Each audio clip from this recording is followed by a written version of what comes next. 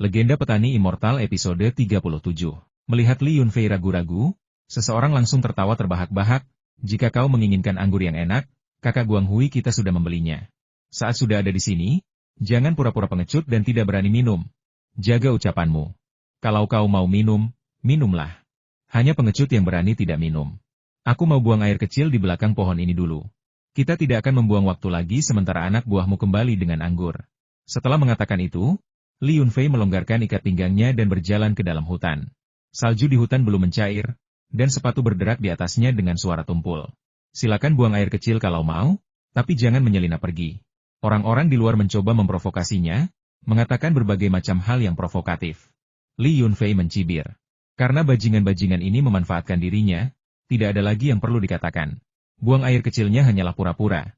Tujuan sebenarnya adalah untuk mengekstrak sari air mata air dari ruang kecilnya. Dia menenggak 2 cangkir sebelum rasa mabuknya mereda. Lapisan tipis keringat menyelimuti tubuhku, dan hirupan ringan mengungkapkan aroma alkohol yang kuat, yang dengan cepat menghilang tertiup angin. Konon, para pahlawan kuno mampu memaksa orang untuk minum, tetapi Li Yunfei menelusuri semua catatan yang ditinggalkan oleh Taoist Lingsu dan tidak menemukan deskripsi serupa. Dia masih tidak tahu apa itu energi internal. Dan tampaknya roh tidak memiliki kemampuan itu, dan bahkan jika mereka memilikinya, dia tidak akan tahu bagaimana menggunakannya. Satu-satunya pilihan adalah menggunakan esensi mata air spasial secara jujur. Ketika esensi tersebut membuat Anda berkeringat, alkohol akan menguap dan hilang dari tubuh dan darah Anda. Dia meregangkan lengan dan kakinya untuk mengosongkan perutnya yang kembung dan kembali ke kondisi terbaiknya sebelum berpura-pura menjadi pemabuk yang terhuyung-huyung saat berjalan keluar dari kedalaman hutan. Bocah yang membeli minuman keras itu telah kembali, membawa 2 peti Langjiu. Minuman keras itu rasanya cukup enak. 1 peti harganya lebih dari 300 yuan, dan sebotol harganya sekitar 90 yuan. Mungkin itu minuman keras terbaik yang bisa Anda beli di desa ini. Ketika Chen Guanghui melihat tatapan Li Yunfei tertuju pada kotak anggur, wajahnya memerah, dan dia menjelaskan dengan wajah serius, "Ini anggur terbaik di desa ini. Jangan bilang aku tidak mampu membelinya, dan jangan bilang aku tidak rela melepaskannya." "Baiklah, Langjiu juga tidak buruk." Li Yunfei mengambil segenggam jerami dari belakang kuil yang reot, duduk di bawah pohon besar, membuka sekantong kacang dan berkata, "Ayo kita mulai minum." Chen Guanghui tanpa ingin segera menyingkirkan saingannya yang menyebalkan ini, yang sudah mabuk berat, jadi dia dengan cepat membuka 2 botol anggur dan berkata, "Perasaan mendalam, habiskan." Tidak ada lagi omong kosong. Siapapun yang minum paling lambat harus menggonggong seperti anjing 3 kali. Ini adalah taruhan kecil di dalam taruhan yang lebih besar, trik umum yang digunakan di pesta minum-minum.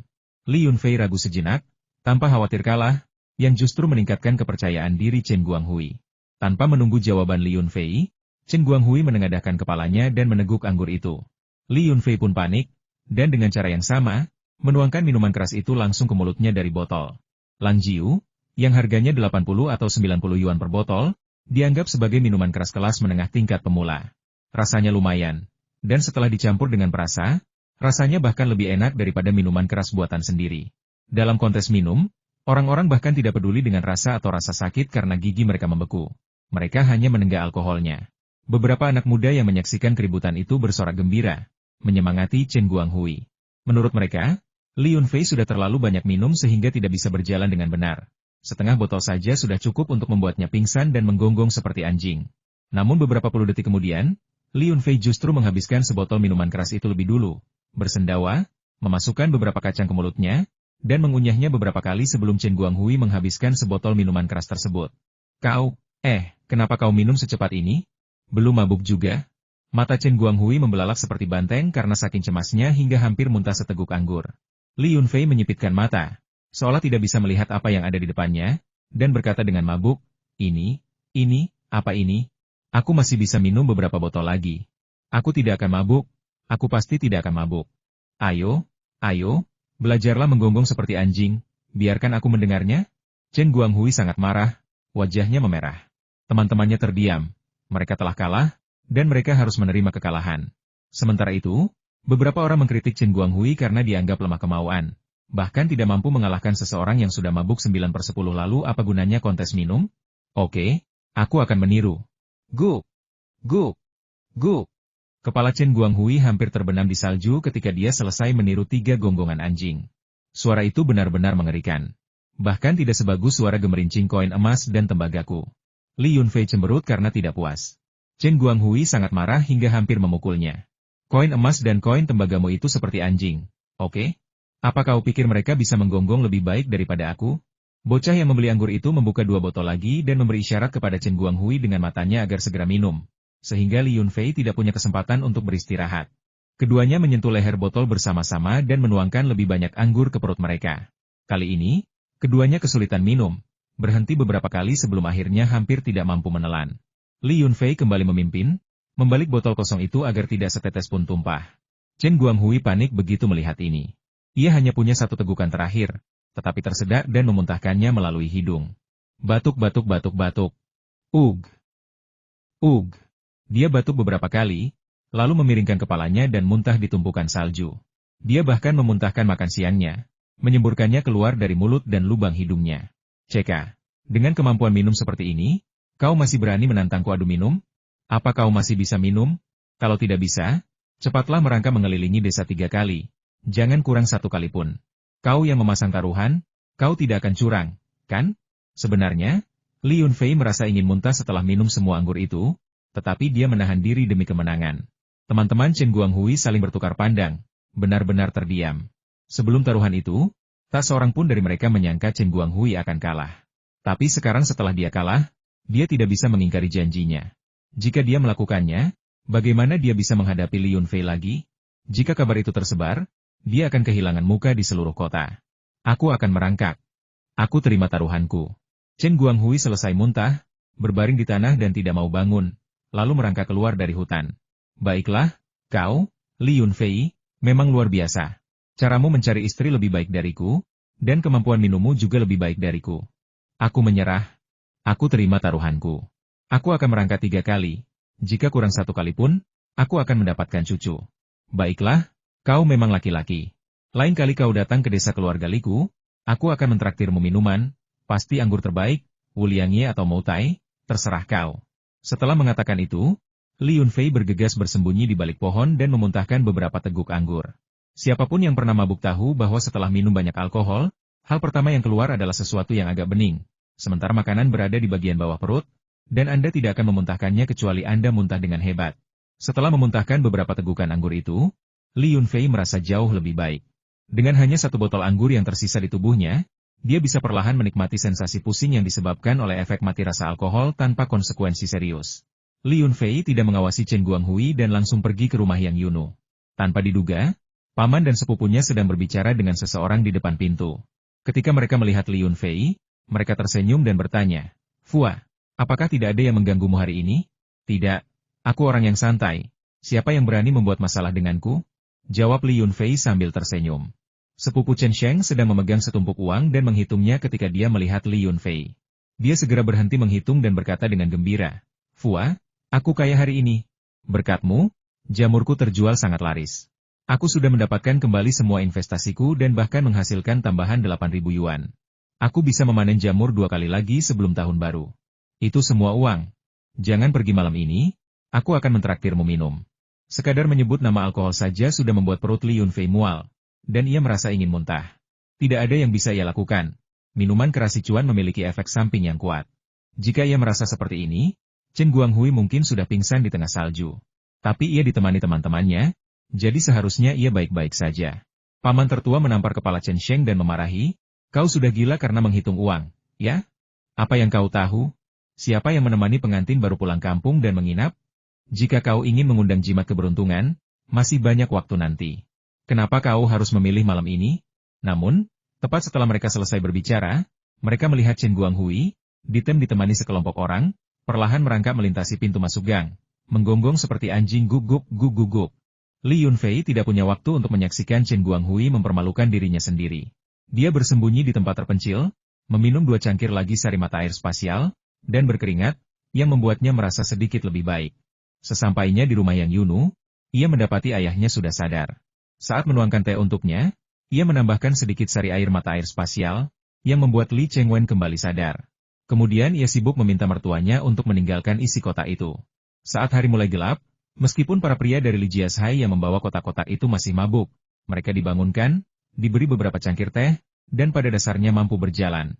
Jadi, sambil membawa kotak yang setengah kosong itu, dan diantar oleh keluarga Yang Yunu, mereka dengan cepat sampai di pintu masuk desa. Yang Yunu menghela napas lega dan bertanya dengan polos, Aku tidak melihat lampu dari rumah orang tuaku, kan? Ini semua salahmu. Kenapa kamu minum sebanyak itu? Li Yunfei tertawa dan berkata, tidak apa-apa, itu hanya kebiasaan lama. Apa masalahnya jika kamu tidak bisa melihat lampu? Asalkan kamu tidak menginap di rumah orang tuamu. Paling buruk, kamu bisa berjalan dengan mata tertutup, dan aku akan membantumu. Aku tidak akan membiarkanmu membantuku berdiri. Ada orang-orang yang menonton di pintu masuk desa. Jangan biarkan mereka menertawakan kita. Hei, apa yang terjadi pada Chen Guanghui? Mengapa dia tergeletak di tanah?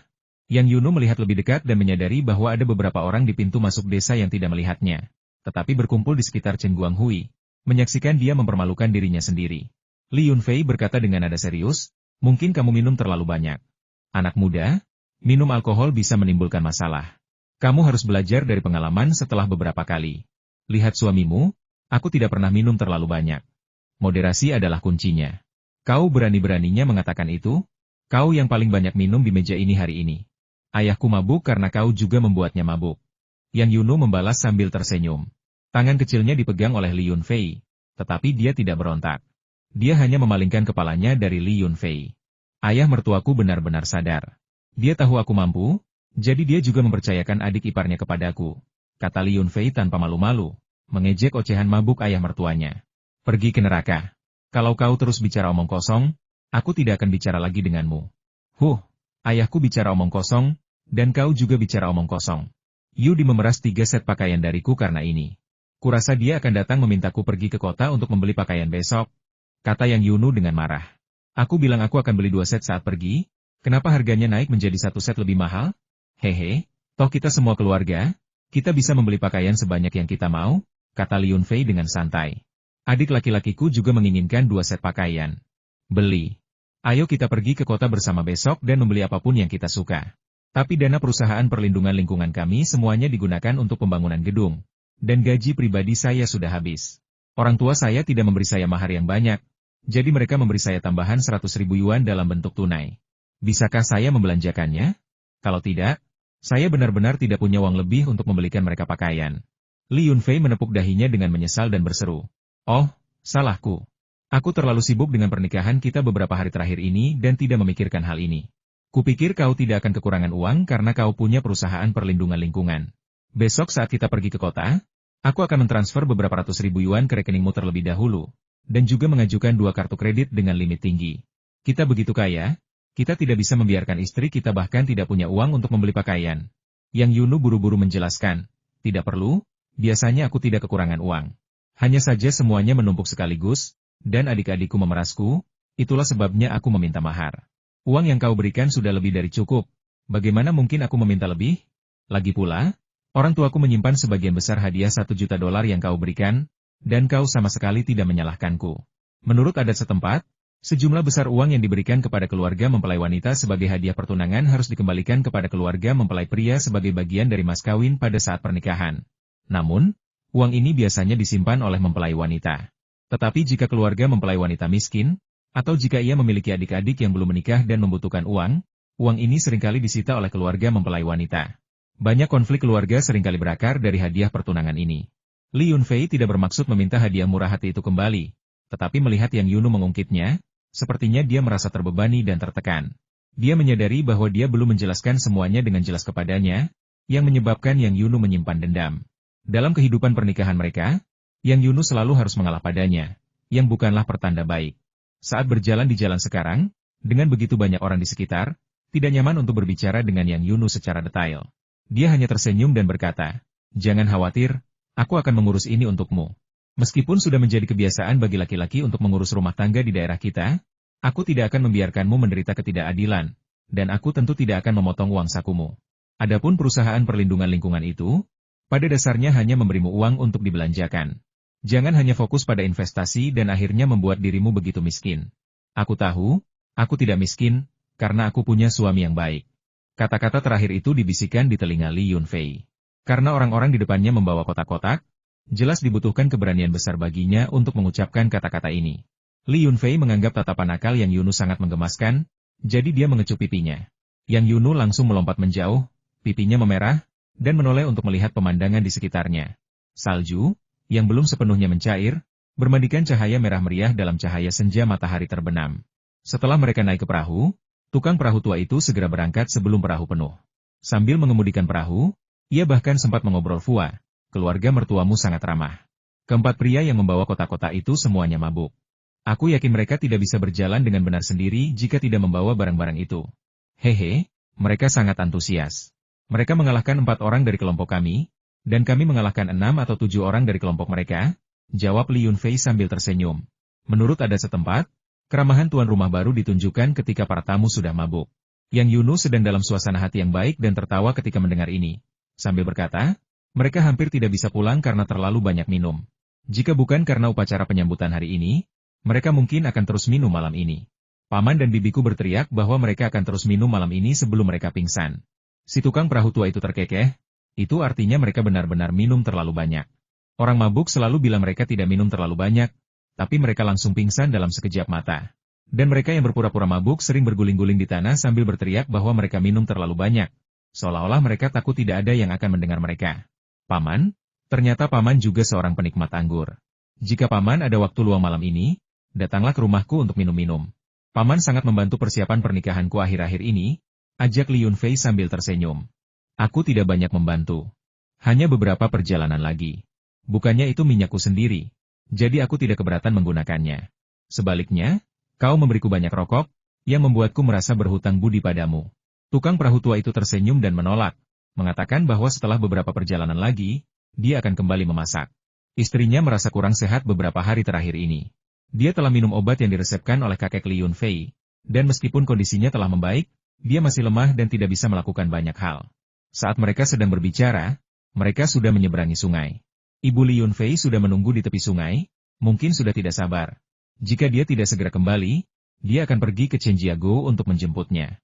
Orang-orang yang berbicara dengannya semuanya adalah wanita yang lebih tua, dan suami mereka juga yang membawa kotak-kotak itu. Mereka juga menunggu dan mengobrol di sini.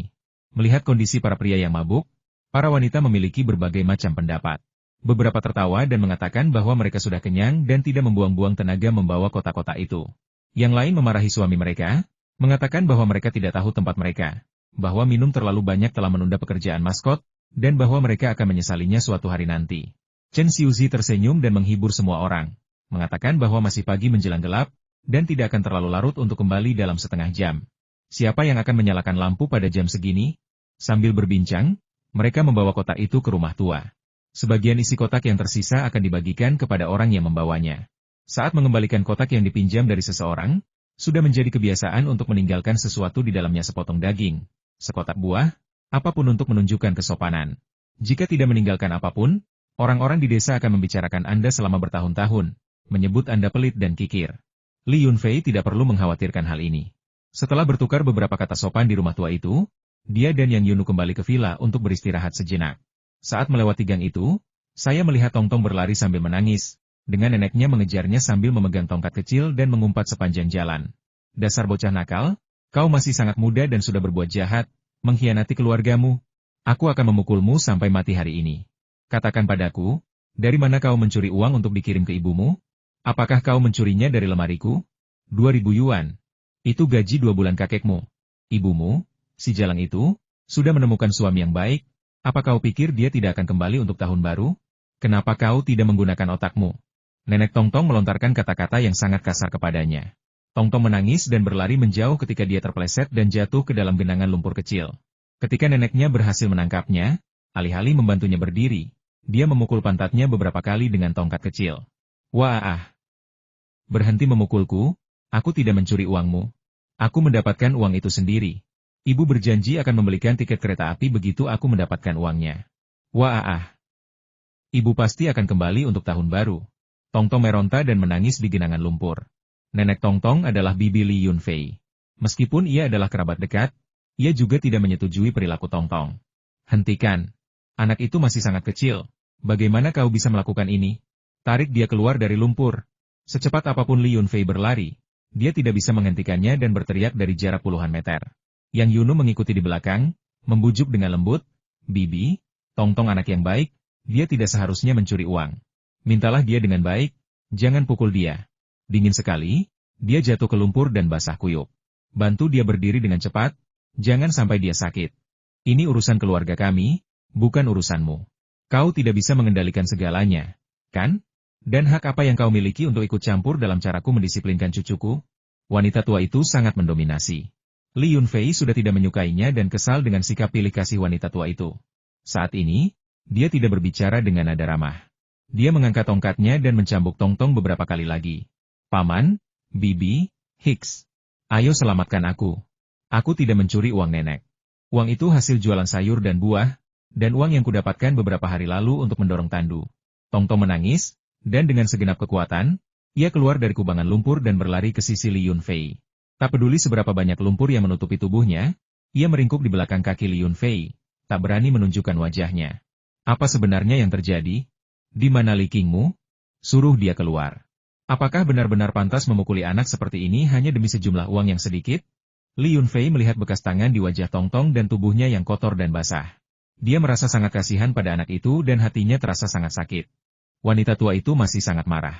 Dia mengangkat tongkatnya, berniat memukul gadis kecil yang bersembunyi di belakang Li Yunfei, sambil berteriak, "Apa yang terjadi? Tanyakan pada bocah ini apa yang telah dia lakukan. Jika bukan karena si idiot ini secara tidak sengaja memeriksa pesan teksnya, aku tidak akan tahu bahwa dia mengirim uang kepada ibunya. Dia tidak tahu cara mengirim uang sendiri. Jadi dia menyuruh orang-orang di bank tabungan kota untuk mengirimkannya. 2.000 yuan, begitu saja, masuk ke kartu pelacur itu." Teriakan wanita tua itu mengejutkan seluruh desa, dan semua orang keluar untuk melihat apa yang terjadi. Anak-anak tanpa ibu sangat menyedihkan. Selain kebutuhan psikologis mereka, kenyamanan materi mereka jauh lebih rendah daripada anak-anak normal. Li Qingmu bekerja di siang hari dan hanya pulang untuk makan. Jika suasana hatinya sedang baik, dia akan melirik anaknya. Jika suasana hatinya sedang buruk, dia tidak akan menemui anaknya sama sekali sepanjang hari. Dia tidak tahu apa yang dilakukan Tongtong, apa yang dimakannya, apa yang dimainkannya, atau apakah dia pernah diintimidasi. Untungnya, Mau menyukai Tongtong, dan keduanya bisa bermain bersama.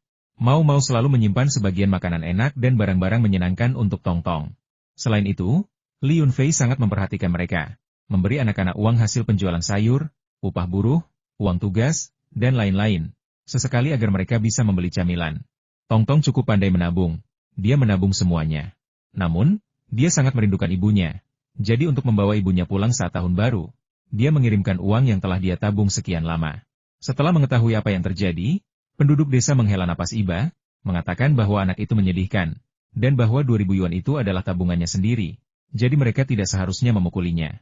Tetapi wanita tua itu terus mengomel, mengatakan bahwa jika 2.000 yuan itu tidak dikirim, itu akan cukup untuk seluruh keluarga gunakan untuk tahun baru, dan bahwa anak itu adalah pengkhianat, jadi lebih baik memberikannya kepadanya dan menyelamatkan dirinya dari masalah.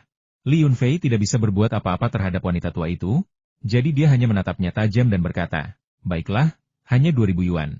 Akan kuberikan kepada Tongtong nanti. Lagi pula itu semua uang Tongtong, bukan uangmu. Jangan begitu tidak masuk akal dan mengejar anak itu sampai ke separuh desa untuk memukulinya. Kau membuatnya terdengar begitu mudah. Apa kau pikir aku memanfaatkanmu? Anak itu hanya bertingkah konyol, jadi aku akan memukulnya. Apa urusanmu? Bahkan jika aku mencekiknya sampai mati nanti, itu urusan keluarga kita dan tidak ada hubungannya denganmu." Wanita tua itu merasa Li Yunfei telah mempermalukannya dengan mengatakan akan memberi uang di depan umum, jadi dia memanfaatkan kesempatan itu untuk mulai berdebat.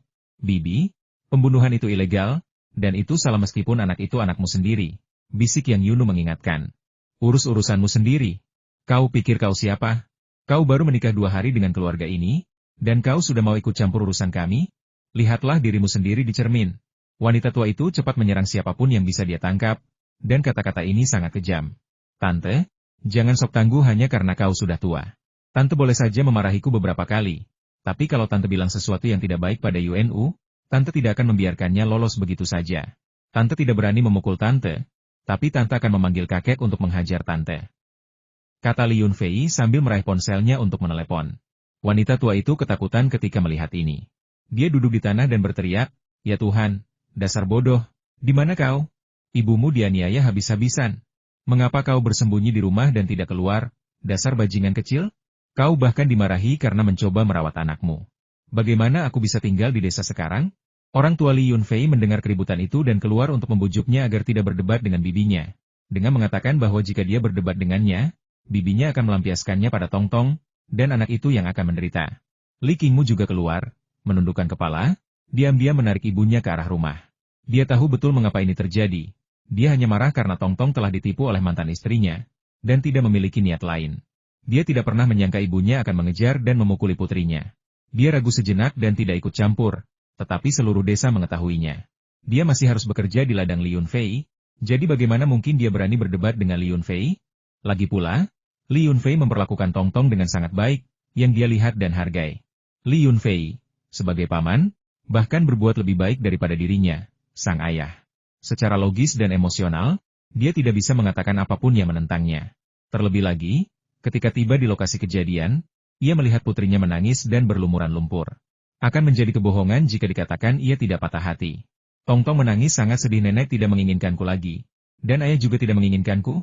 Wah, aku harus tidur dengan siapa malam ini? Chen Xiuzi mengangkat Tongtong yang kotor dan menghiburnya sambil tersenyum. Untunglah tidak ada yang menginginkannya.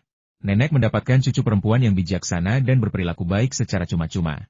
Ini adalah berkah yang tak terhingga. Ketika paman dan bibimu melahirkan adik laki-laki untukmu di masa depan, kamu bisa membantu merawatnya. Aku tidak tahu seberapa besar bantuan yang bisa kamu berikan kepadaku. Ayo, kita pulang bersama nenek untuk mengganti pakaianmu. Pakaian mau pas sekali untukmu pakai malam ini. Besok kita akan pergi ke pasar dan nenek akan membelikanmu pakaian baru untuk tahun baru. Li Yunfei, sambil memegang tangan Yang Yunu, mengikutinya dari belakang menuju rumah tua itu. Apapun yang terjadi, dia harus menghibur Tongtong. Anak malang itu, dia tidak tahu bagaimana dia bisa melewati masa kecilnya yang panjang. Yunu, memang begitulah bibi, bermulut kotor dan berpikiran sempit. Jangan diambil hati. Lagi pula, kita tinggal jauh dari rumahnya, jadi kita bisa menghindari kontak dengannya di masa mendatang. Bisik Li Yunfei untuk menghibur Yang Yunu. Aku tidak marah. Lagi pula, dia seorang tetua. Dia memang mengucapkan beberapa hal yang tidak menyenangkan. Tetapi apakah aku akan memukulnya? Jika aku benar-benar menyentuhnya, aku tidak akan bisa tinggal di desa Lijia lagi, kata Yang Yunu. Jika kita tidak bisa tinggal di sini lagi, aku akan pindah ke kota bersamamu. Suami yang kaya bisa sama berubah-ubahnya dengan istrinya, kata Li Yunfei sambil tersenyum. Aku sama sekali tidak keras kepala, kata Yang Yunu sambil tersenyum. Kesedihan yang sebelumnya menyelimutinya telah sirna. Chen Xiuzi sibuk mengganti pakaian Tongtong, sementara Yang Yunu dan Li Yunfei menyalakan api untuk memasak. Ayah Li Yunfei benar-benar minum terlalu banyak. Dia minum secangkir air dan kembali ke kamarnya untuk tidur. Tongtong baru kembali normal setelah makan malam, dan dia mulai mengobrol dan tertawa, bermain dengan semua orang. Mereka belum menerima satupun panggilan dari Li Qingmu, jadi Li Yunfei menggelengkan kepalanya tanpa daya dan meminta ibunya untuk menjaga Tongtong sementara dia dan Yang Yunu kembali ke villa untuk beristirahat. Keesokan paginya, kakak ipar perempuan dan laki-laki saya datang bersama-sama, mengatakan mereka akan pergi ke kota untuk membeli pakaian. Nah, itu adalah sesuatu yang telah saya janjikan kepada mereka sebelumnya, jadi saya tidak bisa mengingkari janji saya. Longhorn cukup besar, bisa memuat 2 orang lagi. Tak lama setelah selesai berbicara, ia bertemu ibunya, Chen Xiuzi, dan Tongtong di jalan. Keduanya berjalan ke pasar, mengobrol dan tertawa, seperti nenek dan cucu sungguhan. Li Yunfei menghentikan mobil di depan mereka dan buru-buru berlari keluar, sambil berteriak, "Bu, kenapa ibu tidak memberitahuku kalau ibu mau ke pasar? Ibu bisa mengantar ibu." Dingin sekali, pasti melelahkan sekali ibu berjalan kaki ke sana. Jaraknya hanya 2 atau 3 mil, seperti jalan kaki, mengapa kita perlu naik mobil? Kalian mau kemana? Chen Xiuzi melihat ada orang lain di dalam mobil, dan mengenali mereka sebagai adik laki-laki dan perempuan menantunya. Sebentar lagi tahun baru Imlek, ayo kita jalan-jalan di kota dan beli beberapa barang. Kenapa kamu tidak ikut ke kota juga? Tanya Li Yunfei dengan santai setelah ibunya masuk ke dalam mobil. Tidak, kita bisa jalan-jalan di pasar saja. Ayahmu menungguku pulang siang ini untuk membereskan rumah, jawab Chen Xiuzi sambil menutup pintu mobil dan membiarkan Tongtong duduk di pangkuannya. Tongtong menyapa semua orang di bus dengan sangat sopan. Kakak iparnya ramah dan banyak bicara, mengobrol tanpa henti sepanjang perjalanan, dan dia serta Chen Xiuzi sangat akrab. Chen Xiuzi terus memuji kecantikannya, mengatakan bahwa dia tampak seperti anak laki-laki ketika masih kecil, tetapi siapa sangka dia akan tumbuh menjadi secantik itu. Yang Yudie sangat gembira mendengar kata-kata itu, dan setelah Chen Xiuzi dan Tongtong turun dari bus, dia membual tentang hal itu kepada semua orang di sepanjang jalan. Kakak iparnya, yang sedang asyik dengan ponselnya, tidak tahan lagi dan bergumam, "Lalu kenapa kalau aku memuji penampilanmu? Apakah kamu ingin menjadi menantunya?" Yang Yudie berteriak dengan marah, "Pergi, pergi. Jika kau tidak bicara, tidak akan ada yang mengira kau bisu." Yang Yunu tertawa terbahak-bahak, "Ibu mertuaku hanya bersikap sopan padamu, dan kau sudah kehilangan akal sehatmu? Jika kau terus mengatakan omong kosong seperti itu, pakaiannya bisa hilang." "Tidak, tidak, tidak, Kak. Itu karena kakakku tidak tahu cara berbicara. Aku tidak bermaksud seperti itu. Lihat betapa liciknya kakak iparku menyeringai. Dia pasti merasa sangat puas. Aku, Yang Yudie, adalah wanita muda yang cantik dan tak terkalahkan. Aku tidak akan pernah tertarik pada pria yang sudah menikah. Kakak ipar, lupakan saja ide itu. Merasakan suasana canggung, Yang Yudie dengan cepat menggunakan keahlian terbaiknya dalam mengarang cerita untuk mengarahkan percakapan kembali ke Li Yunfei. Kau terlalu banyak berpikir. Aku dan adikmu sangat saling mencintai. Kau tidak punya kesempatan, kata Li Yunfei sambil tersenyum tanpa menoleh. Jika kau mengayunkan cangkul dengan baik, tak ada tembok yang terlalu tinggi untuk digali. Adik iparku, yang sedang bermain ponsel, melontarkan komentar cerdas, dan bahkan dia sendiri terkejut setelah mengatakannya. Karena suasana di dalam kereta tiba-tiba menjadi hening, Yang Yudie merasa sangat malu, dan Li Yunfei pun tidak tahu harus bereaksi seperti apa. Yang Yunu menggelengkan kepalanya dan tertawa jika aku bukan adikmu sendiri. Aku akan menghajar kalian semua sampai mati hari ini. Bulan maduku dengan kakak iparmu bahkan belum berakhir, dan kau sudah mencoba untuk menyabotase kami. Li Yunfei dengan cepat menjawab, baiklah, berbicara soal bulan madu, mari kita berlibur setelah tahun baru dan mengunjungi beberapa kota besar. Mengikat? Tambah saudara iparnya. Tieling lebih besar dari kota Qinglong kami, kata Yang Yudie, sang ipar. Aku tidak mau repot-repot dengan kalian. Awalnya aku mau pergi ke toko-toko desainer di jalan pejalan kaki hari ini, tapi aku berubah pikiran. Ayo kita ke pasar grosir pakaian saja. Pakaian di sana lebih cocok untuk kalian, ancam Li Yunfei. Tidak peduli bagaimana Li Yunfei mengancam mereka, semua orang tetap mengatakan apa yang ingin mereka katakan. Tidak ada cara untuk benar-benar membawa mereka ke pasar grosir pakaian untuk membeli barang-barang murah dan palsu itu. Akhirnya, mereka memarkir mobil di Jalan Renmin, berniat untuk berjalan-jalan di sepanjang jalan pejalan kaki dan membeli pakaian bermerek. Menjelang akhir tahun, jalanan dipenuhi aktivitas. Para wanita muda dan istri yang bekerja di luar rumah telah kembali, masing-masing berpakaian lebih modis dan bergaya. Kota Yunhuang selalu dikenal dengan wanita-wanitanya yang cantik. Dahulu, daerah ini miskin, dan para wanita tidak mampu berdandan atau pakaian mereka ketinggalan zaman. Ketika Li Yunfei pulang dari sekolah, dia selalu menganggap wanita-wanita setempat itu vulgar. Namun hanya dalam beberapa tahun, keadaan telah berubah drastis. Benar saja, setelah memarkir mobilnya, matanya terus melirik ke sana kemari saat berjalan. Ia terus melirik wanita muda dan wanita yang sudah menikah. Sebelum Yang Yunu sempat berbicara, kakak iparnya, Yang Yudie, tak tahan lagi dan berteriak, dengan dua wanita cantik seperti kami yang menemanimu berbelanja, kau masih melirik wanita lain? Kau tidak punya hati nurani. Apakah mereka secantik kami? Kakak beradikmu? Kalau aku kakak perempuanmu, aku pasti sudah memelintir telingamu. Ceka, kau tahu apa? Bocah nakal? Aku tidak sedang memperhatikan wanita. Aku hanya melihat pakaian mereka, berpikir untuk memilihkan beberapa untukmu. Jika kau menuduhku seperti itu, aku tidak akan membantumu memilih, kata Li Yunfei tanpa malu-malu. Lalu kenapa kamu tidak melihat laki-laki? Bantulah adikku memilih pakaian, tanya Yang Yudie. Aku seorang pria. Kenapa aku perlu mempelajari pakaian pria?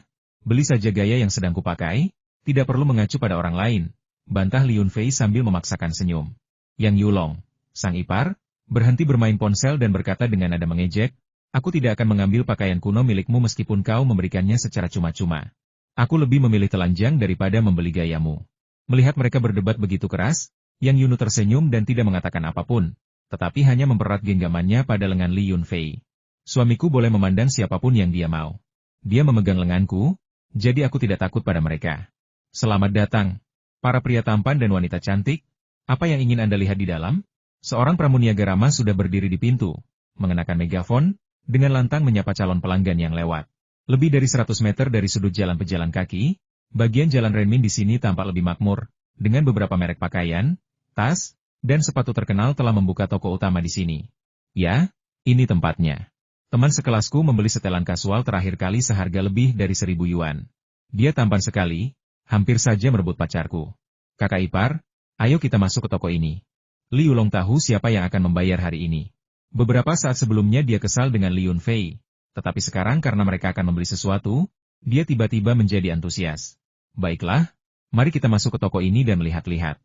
Li Yunfei begitu terpesona oleh pria yang memanggilnya kakak ipar sehingga dia mengikutinya masuk. Kedua gadis cantik itu saling bertukar pandang dan berseru serempak. Adik laki-lakiku punya pacar? Berapa umurnya? Dia tidak belajar dengan sungguh-sungguh dan hanya bermain-main di sekolah. Nanti kita beritahu orang tua kita. Yang Yulong sepertinya sudah pernah ke toko ini sebelumnya. Dia langsung membawa Li Yunfei ke rapajangan paling mencolok di tengah, menunjuk ke setelan jas hitam bermotif ramping yang dipajang di manekin pria, dan berseru, "Kakak ipar, ini dia. Cepat gesek kartumu dan ayo pergi. Aku sudah mencobanya sekali, dan ini ukurannya pas, tidak diragukan lagi." Asisten penjualan itu kemudian tersenyum dan memperkenalkan, "Anak muda, kamu punya selera yang bagus. Pakaian ini adalah model andalan yang sama yang dipromosikan oleh superstar Korea. Profesor Du adalah idola banyak orang. Dan setiap pakaian yang ia promosikan membuat penggemarnya tergila-gila. Ini adalah yang terakhir di toko kami. Jika seseorang langsung membelinya, kami mungkin tidak akan bisa mendapatkan yang lain sampai setelah tahun baru." Mata Yang Yulong langsung berbinar, dan dia berteriak, "Beli, beli. Cepat bungkus untukku. Jika aku tidak bisa membelinya sebelum tahun baru, aku tidak akan bisa menikmati liburan. Kakak ipar, cepat bayar." Li Yunfei melirik label harga 1.880 yuan. Harganya memang tidak murah. Di kabupaten ini, harga tersebut dianggap sebagai harga tinggi yang jarang terjadi untuk sebuah pakaian. "Oke, kamu harus menunggu asisten penjualan mengeluarkan faktur. Bajunya ada di sini, tidak akan dibawa kemana-mana," kata Li Yunfei sambil memberi isyarat kepada asisten penjualan untuk mengeluarkan faktur. Yang Yunu dan Yang Yudie juga datang. Ketika mereka melihat setelan jas yang dipilih adik laki-laki mereka, Yang Yunu menggelengkan kepalanya dengan tidak puas. "Setelan jas seperti ini harganya lebih dari 1.000 yuan. Mahal sekali. Aku tidak mengerti apa kelebihannya." Yang Yudie melirik papan nama itu dan berkata, "Wow, jadi ini merek pakaian yang diiklankan oleh Kim Soo-hyun. Kenapa aku tidak pernah menyadarinya sebelumnya? Aku juga penggemarnya. Little Longlong, kakakmu yang kedua mendukungmu. 1.000 lebih itu bukan apa-apa, kita kan tidak membayarnya. Kakak ipar sedang ditipu hari ini, kita akan menipunya." Mendengar itu, Yang Yunu segera menampar pantatnya sebagai hukuman karena bicaranya tidak masuk akal. Li Yunfei kembali dengan tagihan dan melihat pantat iparnya gemetar karena tamparan istrinya, pemandangan yang sangat mencolok. Dia cukup terkejut. Iparnya, yang agak langsing, memiliki pantat yang sangat berisi, bulat dan montok, mirip dengan istrinya, dan itu adalah salah satu bagian tubuh favoritnya. Banyak sekali orang di sini. Kalau kau berani memukulku, nanti aku balas dendam." Melihat kakak iparnya kembali, Yang Yudie terlalu malu untuk membalas. Jadi dia mengancam adiknya untuk menunjukkan bahwa dia bukan orang yang bisa dianggap remeh. Yang Yunu tersenyum tenang, meraih lengan Li Yunfei, dan menatap adik perempuannya, Yang Yudie, dengan sedikit rasa puas diri di matanya. Ia berpikir dalam hati, "Siapa bilang kau begitu pandai berbicara?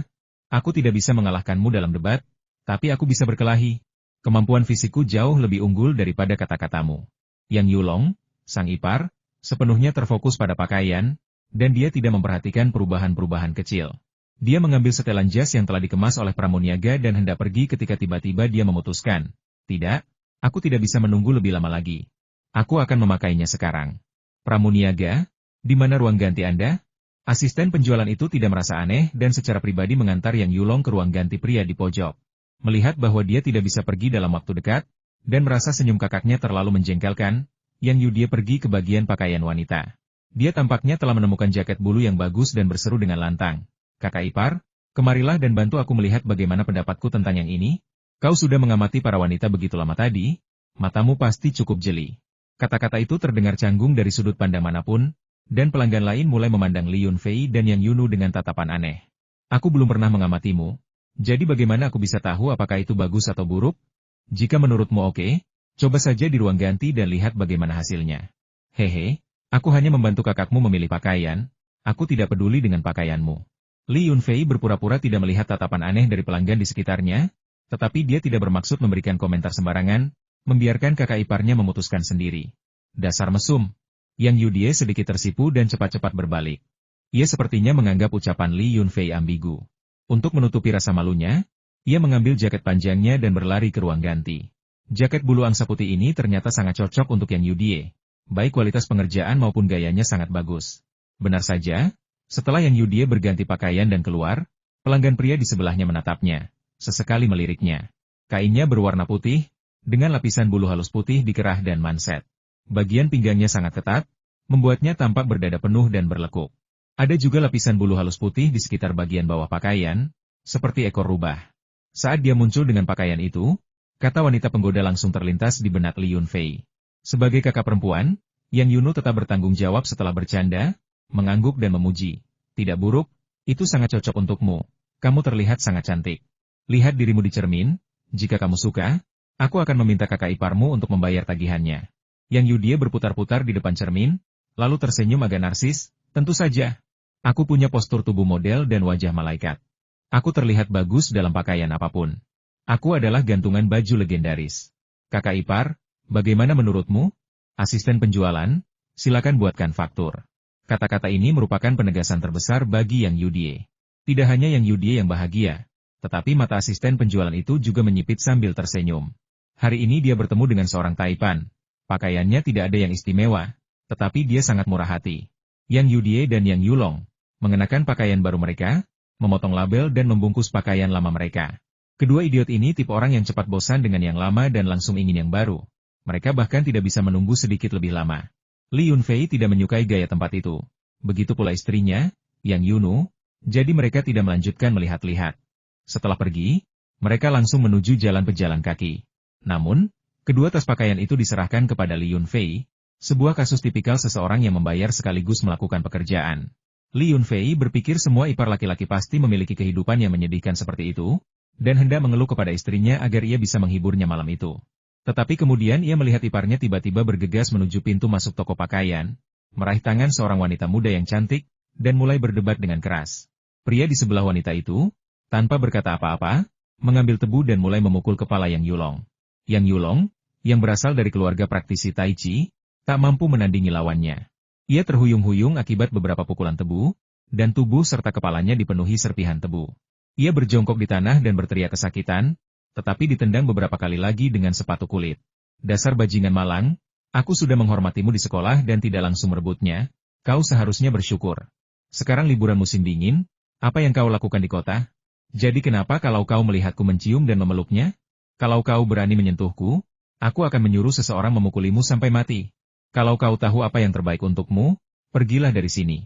Kalau kau berani menyebutkan ini di sekolah, aku akan melumpuhkanmu. Bocah yang memukul orang itu juga belum terlalu tua, sekitar 16 atau 17 tahun. Selain giginya yang sedikit menonjol, dia cukup tampan, tetapi ketika dia memukul dan mengumpat orang itu, penampilannya menjadi agak garang. Xiao Wei, bukankah kau bilang kau hanya mencintaiku? Kenapa kau bersama Zhang Qiang? Katakan padaku, apakah dia memaksamu? Yang Yulong adalah pria yang aneh. Dia dipukuli dan dimarahi, tetapi perhatiannya hanya terfokus pada gadis itu. Tidak ada yang memaksa saya. Ini pilihan saya sendiri. Oke, berhenti memukul saya. Orang-orang sedang melihat, jika kamu terus memukul saya akan pergi. Gadis itu tampak sedikit bingung, seolah-olah dia tidak menyangka akan menghadapi situasi ini. Kejadian itu berlangsung begitu cepat sehingga Li Yunfei dan para saudari yang hanya sempat bereaksi dan bergegas mendekat. Li Yunfei menarik Yang Yulong dari tanah, sementara saudara iparnya, Yang Yudie, segera mulai berkelahi, menendang Zhang Qiang hingga 3 atau 4 meter jauhnya, menyebabkan dia jatuh ke tanah, memegangi perutnya dan menjerit kesakitan. Dasar bajingan murahan, berani-beraninya kau memukul adikku, aku akan menendang parit busuk ibumu. Kemampuan mengumpat Yang Yudie di jalanan tampaknya bahkan lebih hebat daripada kemampuan berkelahinya di jalanan. Setelah menendang pria lain hingga jatuh, dia berdiri di depan Zhang Qiang dengan tangan di pinggang, mengumpatnya. Ketika dia masih belum puas dengan umpatannya, dia akan menendangnya beberapa kali lagi. Li Yunfei tercengang, seolah-olah baru sekarang ia teringat betapa garang dan liarnya kakak iparnya yang menawan itu dulu.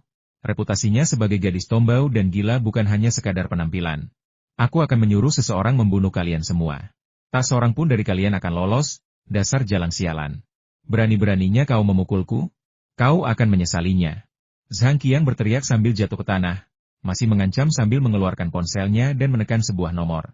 Li Yunfei mengira anak itu akan meminta bantuan, tetapi yang mengejutkannya, dia malah menelepon polisi sambil menangis dan berteriak pilu paman polisi. Tolong saya. Beberapa orang memukuli saya dan mencoba mencuri pacar saya. Mereka memukuli saya sampai mati. Saya berada di persimpangan jalan pejalan kaki dan jalan Renmin. Oh, Anda seorang wanita. Ini pacarmu? Seleramu buruk sekali. Liburan musim dingin baru beberapa hari, dan kau sudah berpacaran dengan orang lain. Secantik apapun dia, kau tidak bisa mempertahankan wanita seperti itu. Saat kau kuliah nanti, aku akan memberimu uang dan barang-barang untuk membantumu berteman. Pilihlah yang cantik. Yang Yunu meraih lengan kakaknya, mencegahnya mendekati Xiao Wei. Aku tidak mau, aku hanya menyukai Xiao Wei. Xiao Wei, lihat baju yang baru saja kubeli. Kau suka yang ini, kan? Kau pikir itu terlihat sangat keren padamu. Aku membelinya hari ini, dan aku baru saja akan meneleponmu. Yang Yulong menatap Xiao Wei dengan penuh kasih sayang, seolah mencoba membujuknya untuk kembali. Dasar idiot tak punya pendirian. Untuk apa kau memohon padanya? Tampar dia 2 kali dan putuskan hubungan sepenuhnya. Yang Yudie bergegas mendekat, mengangkat tangannya, seolah ingin menampar adik laki-lakinya beberapa kali agar sadar. Namun, adik laki-lakinya adalah harta berharga di sini, dan dia tidak berani menyentuhnya. Jika tidak dia akan dihukum oleh ayahnya. Xiao Wei terkejut dan segera bersembunyi di belakang Sang Qiang, menatap Yang Yudie dengan waspada. Cara wanita cantik ini menyerang orang dengan kasar meninggalkan kesan mendalam pada Xiao Wei, dan dia merasa lebih aman untuk menjauh darinya. Kalian sebaiknya pergi. Kami sudah tidak tahan lagi. Xiao Wei sepertinya tidak ingin membuat keributan. Jika polisi datang, mereka mungkin akan menghubungi orang tuanya. Kenapa? Katakan padaku. Kenapa? Kita baik-baik saja di hari libur itu. Yang Yulong sangat enggan. Sepertinya sedang memikirkan alasan mengapa pacarnya berubah pikiran. Xiao Wei memalingkan kepalanya, tidak ingin menjawab pertanyaan itu. Karena ada banyak orang di sekitar, beberapa orang sudah berkumpul untuk menyaksikan pertunjukan tersebut. Yang Yudie sudah terbiasa dengan taktik perkelahian jalanan. Begitu melihat orang-orang memusatkan perhatian mereka, dia berkata, cepat keluar dari sini, atau kalian tidak akan bisa pergi begitu dikepung. Jangan hanya berdiri di sana, diundang ke kantor polisi untuk minum teh bukanlah hal yang baik. Jadi Yang Yudie menerobos kerumunan lebih dulu. Li Yunfei menarik Yang Yunu, dan Yang Yunu menarik adik laki-lakinya. Mereka semua mahir dalam seni bela diri dan bergerak sangat cepat. Zhang Qiang, yang berbaring di tanah, tidak dapat menghentikan mereka tepat waktu dan mereka menghilang dari pandangan. Setelah beberapa saat, polisi tiba di lokasi kejadian dan melakukan pemeriksaan rutin. Zhang Qiang menjerit kesakitan, tetapi tidak ada luka yang terlihat jelas di tubuhnya. Pelaku sudah pergi, dan setelah beberapa pertanyaan, polisi merasa tidak ada gunanya. Mereka hanya mengatakan akan mencarinya di sekitar lokasi, dan jika menemukannya, mereka akan membawanya ke kantor polisi untuk diproses. Kemudian mereka mencatat nomor telepon Zhang Qiang, masuk ke mobil mereka, dan pergi. Namun, Zhang Qiang merasa marah dan bertekad untuk membalas dendam. Dia berpikir jika polisi tidak ikut campur, dia akan mencari orang lain untuk melakukannya. Dia sama sekali mengabaikan nasihat Xiao Wei. Setelah melakukan beberapa panggilan telepon, dia meninggalkan Xiao Wei dan mulai mencari Yang Yulong dan kelompoknya. Setelah kejadian ini, kelompok tersebut kehilangan minat untuk berbelanja. Mereka pergi ke pusat perbelanjaan pakaian besar dan membeli pakaian untuk semua orang. Yang Yunu memilih 2 set pakaian. Li Yunfei juga memilih 2, sementara Yang Yudie, sang ipar perempuan, tidak menginginkan mantel tetapi membeli banyak pakaian dalam thermal dan kaos dalam. Adapun Yang Yulong, sang ipar laki-laki, dia tidak tertarik pada apapun dan akhirnya mendengarkan saran kedua saudara perempuannya. Membeli 2 atau 3 jaket bulu angsa musim dingin biasa sebelum memutuskan untuk tidak berbelanja lagi. Namun, tak seorang pun memperhatikannya. Karena mereka sudah jauh-jauh datang ke kota, setidaknya mereka harus membeli pakaian untuk orang tua dan anak-anak. Jadi, ketika mereka keluar, masing-masing membawa beberapa tas besar dan kecil. Kakak ipar, aku lelah berbelanja dan lapar. Ayo kita cari restoran yang bagus dan makan bersama. Yang Yudie sedang dalam suasana hati yang baik, tetapi dia tampak riang dan sama sekali tidak peduli dengan perasaan adik laki-lakinya. Baiklah, mari kita pergi ke restoran paling terkenal di kabupaten ini. Restoran ini sudah membuka cabang di kota. Ruang-ruang pribadinya selalu penuh, dan pelanggannya terus berdatangan. Li Yunfei juga sedikit lapar.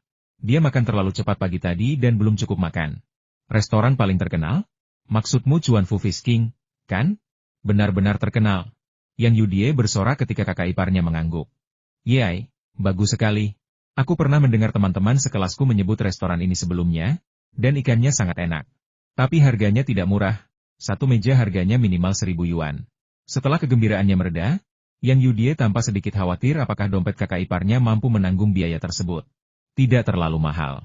Jika orangnya sedikit, 4 atau 500 sudah cukup untuk semua orang makan, kata Li Yunfei, lalu kembali ke jalan yang sama untuk mencari mobilnya sebelum menuju restoran di pinggiran utara. Tapi ku dengar kalau mau makan di Chuan Fu Fish King, harus pesan tempat 3 hari sebelumnya. Kakak ipar, jangan bohong padaku. Bagaimana kalau kita sampai di sana dan mereka tidak melayani kita, malah membawa kita ke warung mie di sebelah? Itu tidak boleh, kata Yang Yudie dengan cerdik. Yang Yunu tersenyum tipis. Dia tahu hubungan antara pemilik Chuan Fu Fish King dan Li Yunfei, jadi dia tidak khawatir tidak mendapat tempat duduk. Asalkan ada makanan, aku tidak masalah. Kenapa kau pilih-pilih? Yang Yulong sedang bad mood dan tidak ada yang terdengar benar baginya. Aku tidak peduli kita makan di mana. Asalkan ada alkohol, aku hanya ingin minum hari ini. Li Yunfei terlalu malas untuk menjawab pertanyaan itu. Dia mengumpulkan semua pakaian di satu tangan, mengeluarkan ponselnya, dan menelepon Yu Jun, pemilik Chuan Fu Fish King. Hei, Tuan Li, Ada apa Anda menelepon saya? Jika untuk ucapan selamat tahun baru, ini terlalu awal.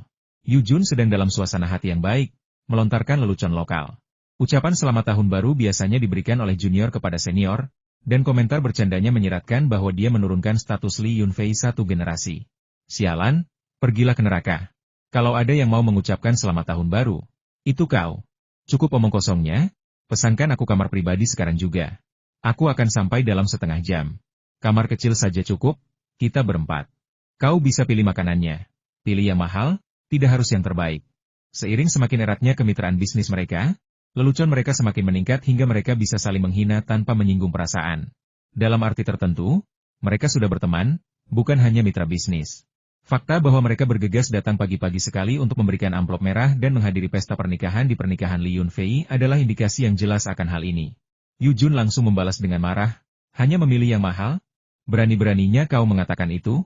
2 hari yang lalu, aku pergi ke rumahmu untuk mengambil ikan dan ingin menangkap 1 jaring belut tambahan, tetapi kau tidak mengizinkannya. Ini adalah hidangan andalan kami yang paling mahal, potongan belut 3 rasa. Baiklah, meskipun hanya tersisa 2, kau bisa menggunakannya. Hehe, Kakak Yu sangat murah hati. Baiklah, jangan malu-malu.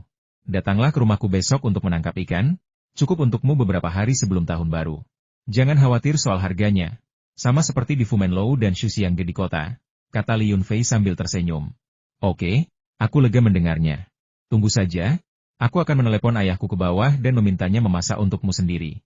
Teman-teman magangku, sehebat apapun keahlian mereka, tidak ada apa-apanya dibandingkan dengan keahlian ayahku. Yu Jun tertawa puas dan menutup telepon. Semua keluhan itu hanya berarti dia menginginkan lebih banyak ikan air tawar. Tidak ada cara lain. Jumlah ikan lebih sedikit di musim dingin, dan peternakan Li Yunfei saat ini hanya memiliki 2 kolam berisi ikan, yang telah beberapa kali dikeruk, sehingga stok yang tersisa cukup sedikit. Mereka telah bekerja keras untuk membudidayakan sejumlah kecil benih ikan di ruang yang sempit, dan setelah kolam dibersihkan, mereka dapat melepaskan benih ikan ke kolam. Sebagian besar kolam digunakan untuk memelihara kura-kura bercangkang lunak. Metode simulasi budidaya kura-kura bercangkang lunak liar memakan waktu dan lambat menunjukkan hasil, sehingga kolam-kolam tersebut kemungkinan besar tidak akan menghasilkan keuntungan ekonomi dalam 2 tahun ke depan. Yang Yudie terkejut mendengar apa yang dikatakannya. Setelah beberapa saat, dia bertanya, Kakak ipar, tadi kau bicara dengan siapa di telepon? Apakah kau begitu mampu mengatur kamar pribadi untuk kami sekarang juga? Manajer Chuan Fu Fisking? Manajer apa? Hanya penjual ikan. Ayo, kita masuk ke mobil. Perutku keroncongan hanya dengan membayangkan makanan. Kata Li Yunfei, masuk ke mobil duluan dan meletakkan barang-barangnya di bawah jok. Tidak lama setelah mereka masuk ke mobil dan pergi, Zhang Qiang memimpin sekelompok preman keluar dari jalan pejalan kaki, sambil mengumpat dan berteriak. Dia berkata dengan marah, bajingan-bajingan itu beruntung tidak menemukan mereka. Jika aku menemukan mereka, aku akan. HMPH. Kedua gadis itu sangat cantik, jauh lebih cantik daripada Xiao Wei. Aku akan membiarkan semua orang bersenang-senang. Lagi pula, kita semua belum dewasa, jadi kita tidak akan dihukum jika terjadi sesuatu. Beberapa preman tiba-tiba tertawa terbahak-bahak, menakut-nakuti orang yang lewat. Pemimpin kelompok itu mengenakan 2 anting bertatahkan berlian imitasi di telinga kanannya, sehingga sangat mencolok. Xiao Qiang, begitu kami mendengar kau dalam kesulitan, kami langsung naik taksi ke sini. Kami bahkan belum sarapan. Karena keluargamu kaya, kenapa kau tidak mentraktir kami makan enak di restoran yang bagus? Kata pria bertindik itu sambil menepuk perutnya. Makan apa? Aku sudah memesan tempat di Chuan Fu Fisking. Aku tadinya berencana makan siang dengan Xiao Wei, tapi wanita itu membuatku kesulitan. Aku akan mengabaikannya beberapa hari saja. Ayo, kita cari 2 taksi dan bertemu di pintu masuk Chuan Fu Fisking, kata Zhang Qiang dengan murah hati. Totalnya ada 8 orang, cukup untuk muat dalam 2 mobil. Saat Zhang Qiang keluar dari mobil di pintu masuk, dia mendongak dan mengira melihat 2 sosok yang dikenalnya baru saja memasuki restoran Chuan Fu Fisking. Setelah diperhatikan lebih dekat, dia menyadari bahwa mereka adalah musuh yang telah dia cari sepanjang pagi. Zhang Qiang hendak mengejarnya ketika pria bertindik itu menangkapnya dan berkata, Qiang, kita belum membayar ongkosnya, kenapa terburu-buru? Aku, jangan tarik aku. Kurasa aku melihat musuh-musuhku. Merekalah yang memukuliku, baiklah, aku akan bayar, oke? Zhang Qiang sangat marah. Ongkos taksi hanya 10 yuan, dan orang-orang malang ini malah takut dia tidak akan membayar. Sungguh. Setelah membayar uang dan mengejar penjual ikan di restoran Chuan Fu Fisking, ia mendapati restoran itu penuh sesak, tidak ada jejak musuhnya. Lebih jauh lagi, seorang pelayan menghampirinya dan bertanya apakah ia telah melakukan reservasi. sehingga ia tidak mungkin masuk dan mencarinya. Begitu Li Yunfei masuk, ia langsung disambut oleh Yu Jun, dan dua pelayan cantik mengikutinya untuk melayani mereka. Tak lama kemudian, meja dipenuhi dengan 8 hidangan dan sup, cukup untuk mereka berempat. Jika Yang Yudie masih belum tahu bahwa Yu Jun adalah pemilik tempat ini saat ini, 20 tahun terakhir hidupnya akan sia-sia. Dia menatap Li Yunfei dengan tajam sebelum menenggelamkan kepalanya ke dalam makanannya, mengubah kesedihan dan kemarahannya menjadi nafsu makan, bertekad untuk membuat pesta yang meriah untuknya. Aku ingin minum, dan aku ingin anggur yang enak, setidaknya cukup untuk mengimbangi makanan di meja ini. Sang ipar tidak melupakan hal ini, dan tanpa menyentuh sumpitnya pun, ia ingin minum. Yu Jun, yang sedang berbicara dengan Li Yunfei, sudah tahu siapa orang-orang ini, kakak ipar perempuan dan kakak ipar laki-laki Li Yunfei. Mereka harus diperlakukan dengan baik. Bahkan jika kau tidak mengatakan apa-apa, aku tetap akan menyajikan anggurnya. Aku hanya menyuruh pelayan untuk pergi ke kantorku dan mengambil moutai kesayanganku yang telah kusimpan selama beberapa tahun. Dia akan segera datang. Sebelum Yu Jun selesai berbicara, pelayan yang membawa anggur itu masuk. Yu Jun minum beberapa gelas anggur bersama mereka sebelum meninggalkan ruangan pribadi, memberi Li Yunfei dan kelompoknya ruang dan waktu. Li Yunfei tidak mengatakan sepatah kata pun tentang keramahan Yu Jun, dan yang lain bahkan lebih sedikit berkomentar. Masalah ini ditangani dengan brilian. Hanya 2 botol moutai kesayangannya sudah cukup untuk membuat kakak ipar dan adik iparnya terkesan. Istri Li Yunfei, Yang Yunu, sudah terbiasa dengan pemandangan serupa. Seperti Li Yunfei, dia mengobrol dengan orang banyak dan makan, tetapi jarang minum alkohol. Li Yunfei sedang mengemudi dan sama sekali tidak bisa minum alkohol, tetapi dia memiliki sumber spiritual di ruangnya untuk membuatnya sadar. Dan dia juga dibujuk untuk minum beberapa gelas, jadi akhirnya dia minum beberapa ons. Kakak ipar saya mabuk dengan sangat cepat, dia sempoyong saat hendak pergi ke kamar mandi. Ketika kembali, dia tampak agak aneh, tetapi dia tidak banyak bicara dan langsung berbaring di meja untuk tidur. Di luar ruangan pribadi, Zhang Qiang menatap tajam sosok Yang Yulong yang menghilang. Dia memanggil teman-temannya, meminta salah satu dari mereka untuk mengawasi mereka agar mereka tidak bisa melarikan diri. Semua orang mengatakan Yu Jun memiliki koneksi yang kuat. Tidak ada seorang pun di dunia bawah atau masyarakat yang sah yang berani membuat masalah di restorannya. Zhang Qiang tentu saja tidak berani membuat presiden, dan hanya bisa menunggu sampai Yang Yulong dan kelompoknya pergi sebelum bertindak. Tanpa menyadari bahwa mereka sedang diawasi, Li Yunfei, setelah makan dan minum sepuasnya, membayar tagihan dan memimpin rombongan menjauh dari Chuan Fu Fish King. Adapun soal pembayaran, Yu Jun menolak menerima uang.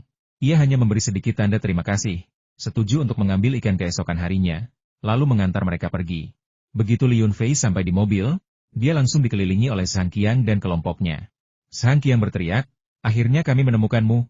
Kalian bajingan, berani-beraninya kalian memukulku. Hari ini kami akan memberi kalian pelajaran. Kakak Zuoer, pukul dulu para prianya. Nanti kami akan bawa wanitanya pergi dan bermain-main dengannya beberapa hari lagi." Pria bertindik itu sudah lama terpesona oleh kecantikan saudara ipar Yang. Baru setelah mendengar ini ia teringat tujuan bisnisnya. Ia segera berteriak dengan garang, "Kedua gadis itu, kemarilah dan biarkan kakek menyentuh kalian. Jika kalian menurut, aku akan mengampuni kalian. Jika kalian berani melawan, aku akan memukuli kalian sampai mati." Saudara-saudara, kalian urus dulu kedua pria itu. Beberapa preman mengeluarkan beberapa teriakan histeris dan bergegas mendekat, siap untuk mulai memukuli orang-orang. "Sentuh ibumu." Yang Yudie, dengan temperamennya, tidak akan pernah tunduk pada intimidasi. Dia bergegas dan menampar salah satu dari mereka hingga terpental. Li Yunfei dan Yang Yunu bahkan tidak perlu mengangkat jari. Para preman ini semuanya dijatuhkan olehnya. Melihat itu, Yang Yulong yang mabuk tiba-tiba merasa berani dan berteriak, "Kakak kedua, bantu aku menghajar Zhang Qiang. Dia mencuri pacarku, aku akan melumpuhkannya." Begitu selesai berbicara, Yang Yunu menampar bagian belakang kepalanya dan memarahinya, "Kau selalu membicarakan tentang melumpuhkan orang ini atau orang itu. Kalian ini pelajar atau preman? Berperilaku baiklah mulai sekarang. Atau aku akan menyuruh ibu dan ayah yang menangani kalian jika kalian membuat masalah lagi. Ini bukan salah Yulong, jadi berhentilah mengganggunya. Jika pacarku direbut, aku juga akan gila. Jadi, hari ini aku mendukung Yulong. Nama anak itu Zhang Qiang, kan? Aku akan menangkapnya dan membiarkanmu melampiaskan amarahmu." Li Yunfei berkata, melewati kerumunan yang berkelahi dan langsung bergegas menuju Zhang Qiang. Mendengar itu, Yang Yulong dengan bersemangat berteriak, "Kakak iparku sangat saleh, dia mengerti hati kita para pria. Tangkap dia di sini, aku akan memukulinya sampai mati." Zhang Qiang mundur beberapa langkah dan berteriak sekuat tenaga, "Saudara Zuoer, datang dan selamatkan aku. Mereka akan menangkapku. Jangan mendekat. Mari kita bicarakan ini. Apa yang kau inginkan? Ayahku sangat dekat dengan polisi. Jika kau memukulku, Kau akan masuk penjara. Li Yunfei tetap tenang. Dalam hal koneksi kepolisian, dia sekarang tidak kalah berpengaruh dari siapapun. Terakhir kali, ketika seseorang membuat masalah di pernikahannya, Wali Kota Huang secara pribadi turun tangan dan menghukum berat sekelompok petugas yang telah melakukan kesalahan. Sekarang, semua polisi di kabupaten itu tahu bahwa orang-orang Li Jiashai tidak bisa dianggap remeh. Mereka tidak bisa menjebak mereka tanpa alasan karena koneksi mereka dengan wali kota. Adapun beberapa pemimpin dalam sistem kepolisian, mereka semua mengingat nama Li Yunfei. Melihat Li Yunfei tak bisa menghindar, Zhang Qiang meraung dan melayangkan pukulan ke wajah Li Yunfei. Li Yunfei tak bergerak, tetapi perlahan mengulurkan tangan dan meraih tinju Zhang Qiang. Dengan putaran lembut, Zhang Qiang tak berdaya dan dengan mudah ditaklukkan oleh Li Yunfei. Pria bertindik itu tak berdaya untuk menolong, karena ia sudah beberapa kali ditampar oleh Yang Yudie, dan anak buahnya semuanya tergeletak di tanah, tak seorang pun berani bangun lagi. Mari kita bicarakan ini. Kurasa ada kesalahpahaman hari ini. Mari kita berdamai. Jika kau mendapat masalah di kota kabupaten di masa depan, sebut saja namaku, kakak Zuo'er, dan aku akan membantumu menyelesaikannya. Zuo'er memang punya bakat sebagai preman. Dia kejam dan berkulit tebal. Bahkan setelah ditampar beberapa kali, dia masih bisa tersenyum dan mengucapkan omong kosong tentang berdamai. Kau salah paham, dasar kakiku. Kau ingin menyentuhku, kan? Ayo, sentuh aku. Sambil berbicara, Yang Yudie menendang selangkangan Zuo'er. Zuo'er menjerit kesakitan, memegangi selangkangannya dan berguling-guling di tanah. Li Yunfei telah membawa Zhang Qiang ke saudara iparnya, menendangnya hingga jatuh ke tanah, dan berkata, balas dendam adalah untuk balas dendam, dendam adalah untuk dendam. Hari ini aku berpihak pada keluargaku, bukan pada keadilan. Selama tidak ada yang mati, aku akan bertanggung jawab atas semuanya. Kau mencoba menipuku, tapi aku tidak kalah mampu darimu. Yulong, aku menyerahkan anak ini kepadamu. Yang Yulong yang mabuk meraung dan menindih Zhang Qiang, menghujaninya dengan pukulan tinju dan tamparan. Kau berani mencuri pacarku? Kau memang luar biasa. Aku biasanya tidak membuat masalah karena aku orang yang pendiam. Jangan berpikir bahwa hanya karena ayahmu kaya, kau bisa bertingkah seperti preman di sekolah. Sekarang keluargaku juga kaya, aku berani membuat masalah juga. Tampaknya Yang Yulong menyimpan banyak dendam, memukul dan mengumpat sambil meluapkan kepahitan masa lalunya. Mereka bilang, di sekolah, kalau kamu pakai ponsel murah, kamu bakal ditertawakan. Kalau kamu pakai baju murah, kamu bakal ditertawakan, bahkan kalau mereka tahu kamu dari desa, kamu bakal ditertawakan. Kalau prestasimu kurang bagus, lupakan soal punya pacar. Bahkan kalau kamu beli es krim, orang-orang bakal ambil beberapa gigitan lalu lempar ke kakimu. Zhang Qiang berteriak dan meraung. Wajahnya memar, dan mulut serta hidungnya berlumuran darah. Dia berhenti mengucapkan kata-kata kasar dan hanya memohon belas kasihan, mengatakan bahwa dia tidak akan pernah melakukannya lagi. Dia mengatakan bahwa dia tidak tahu apa-apa sebelumnya dan bahwa dia sengaja membayar ganti rugi. Li Yunfei mendengarkan dari samping, diam-diam merasa geli. Pria ini pandai bicara, tapi siapa yang tahu apa yang sebenarnya dia pikirkan tentang balas dendam. Karena saudara iparnya masih memiliki 1 semester lagi setelah tahun baru, dia harus membantunya menghadapi Zhang Qiang. Jika tidak, dia akan tetap diintimidasi di sekolah. Melihat pemukulan itu sudah berlangsung terlalu lama, Li Yunfei menyuruhnya berhenti, dengan sengaja berkata, ayo pergi. Kita masih harus pergi ke ban industri dan komersial Cina di Jalan Renmin Tengah nanti. Jangan buang waktu untuk orang-orang sampah ini. Jika dia benar-benar yakin dan mengakui kesalahannya, kita akan membiarkannya. Jika dia ingin balas dendam, kita siap kapan saja. Tapi lain kali, tidak akan berakhir semudah ini. Jangan khawatir, aku tidak akan pernah berani membalas dendam lagi. Aku mengakui kesalahanku, aku menerima kekalahanku. Kata Zhang Qiang sambil menggertakkan giginya dan menundukkan kepala dengan penuh kebencian. Li Yunfei berpura-pura tidak melihat kebenciannya dan berteriak kepada saudara iparnya yang sedang memukuli seseorang. Yudi, ayo pergi, jangan bunuh dia. Kau tidak tahu bagaimana mengendalikan kekuatanmu. Kakak ipar, tunggu aku. Jangan remehkan kemampuan bertarungku. Aku mulai bertarung sejak umur 5 tahun. Aku mengalahkan semua ahli bela diri di desa, dan kemudian aku menjadi tak terkalahkan di seluruh kota. Kapan aku pernah secara tidak sengaja membunuh siapapun? Yang Yudie membantah dengan marah dan ikut masuk ke dalam mobil. Li Yunfei terlalu malas untuk memperhatikan sesumbar gadis itu. Apa maksudnya tak terkalahkan di seluruh desa? Dia hanyalah seorang gadis seusianya. Gadis-gadis dari keluarga yang bisa belajar bela diri, tetapi gadis-gadis dari keluarga Chen tidak bisa. Akan sangat mudah baginya untuk menjadi tak terkalahkan di desa. Li Yunfei pergi meninggalkan tempat parkir Chuan Fu Fish King. Zhang Qiang dan kelompoknya menatap plat nomor mobilnya dengan penuh kebencian dan mulai menelepon untuk mencarinya. Dia merasa jika tidak membalas dendam, dia tidak akan bisa menjalani tahun yang baik. Ketika ia pergi ke Industrial and Commercial Bank of China, semuanya berjalan sangat mudah. Karena ia adalah nasabah kartu emas dengan simpanan ratusan juta yuan, seorang manajer nasabah langsung menerimanya dan membantunya dalam urusan tersebut.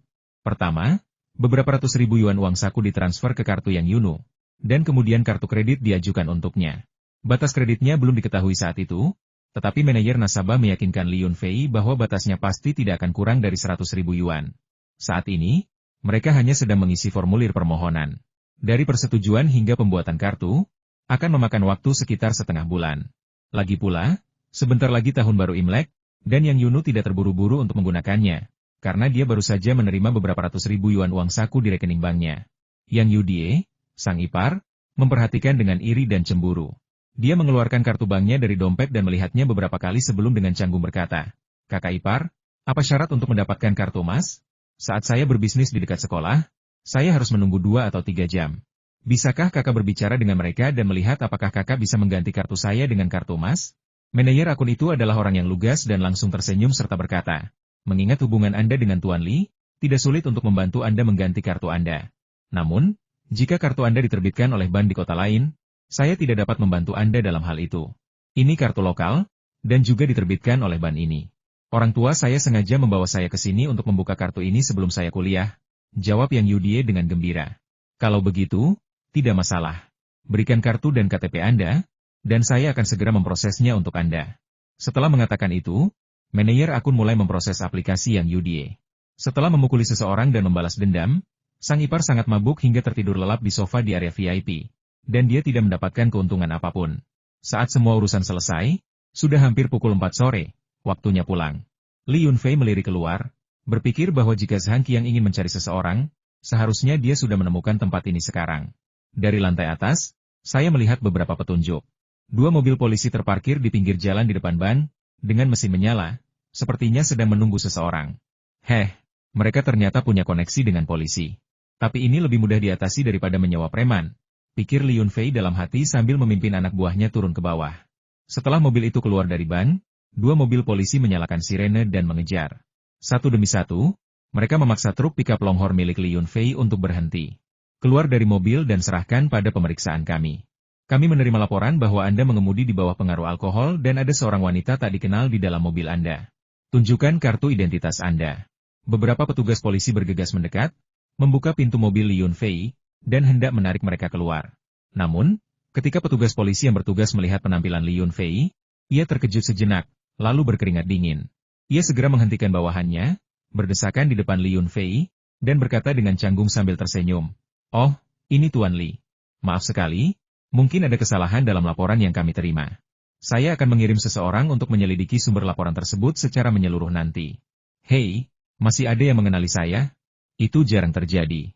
Kalian para polisi bekerja sangat keras, memeriksa pengemudi mabuk di cuaca yang sangat dingin ini.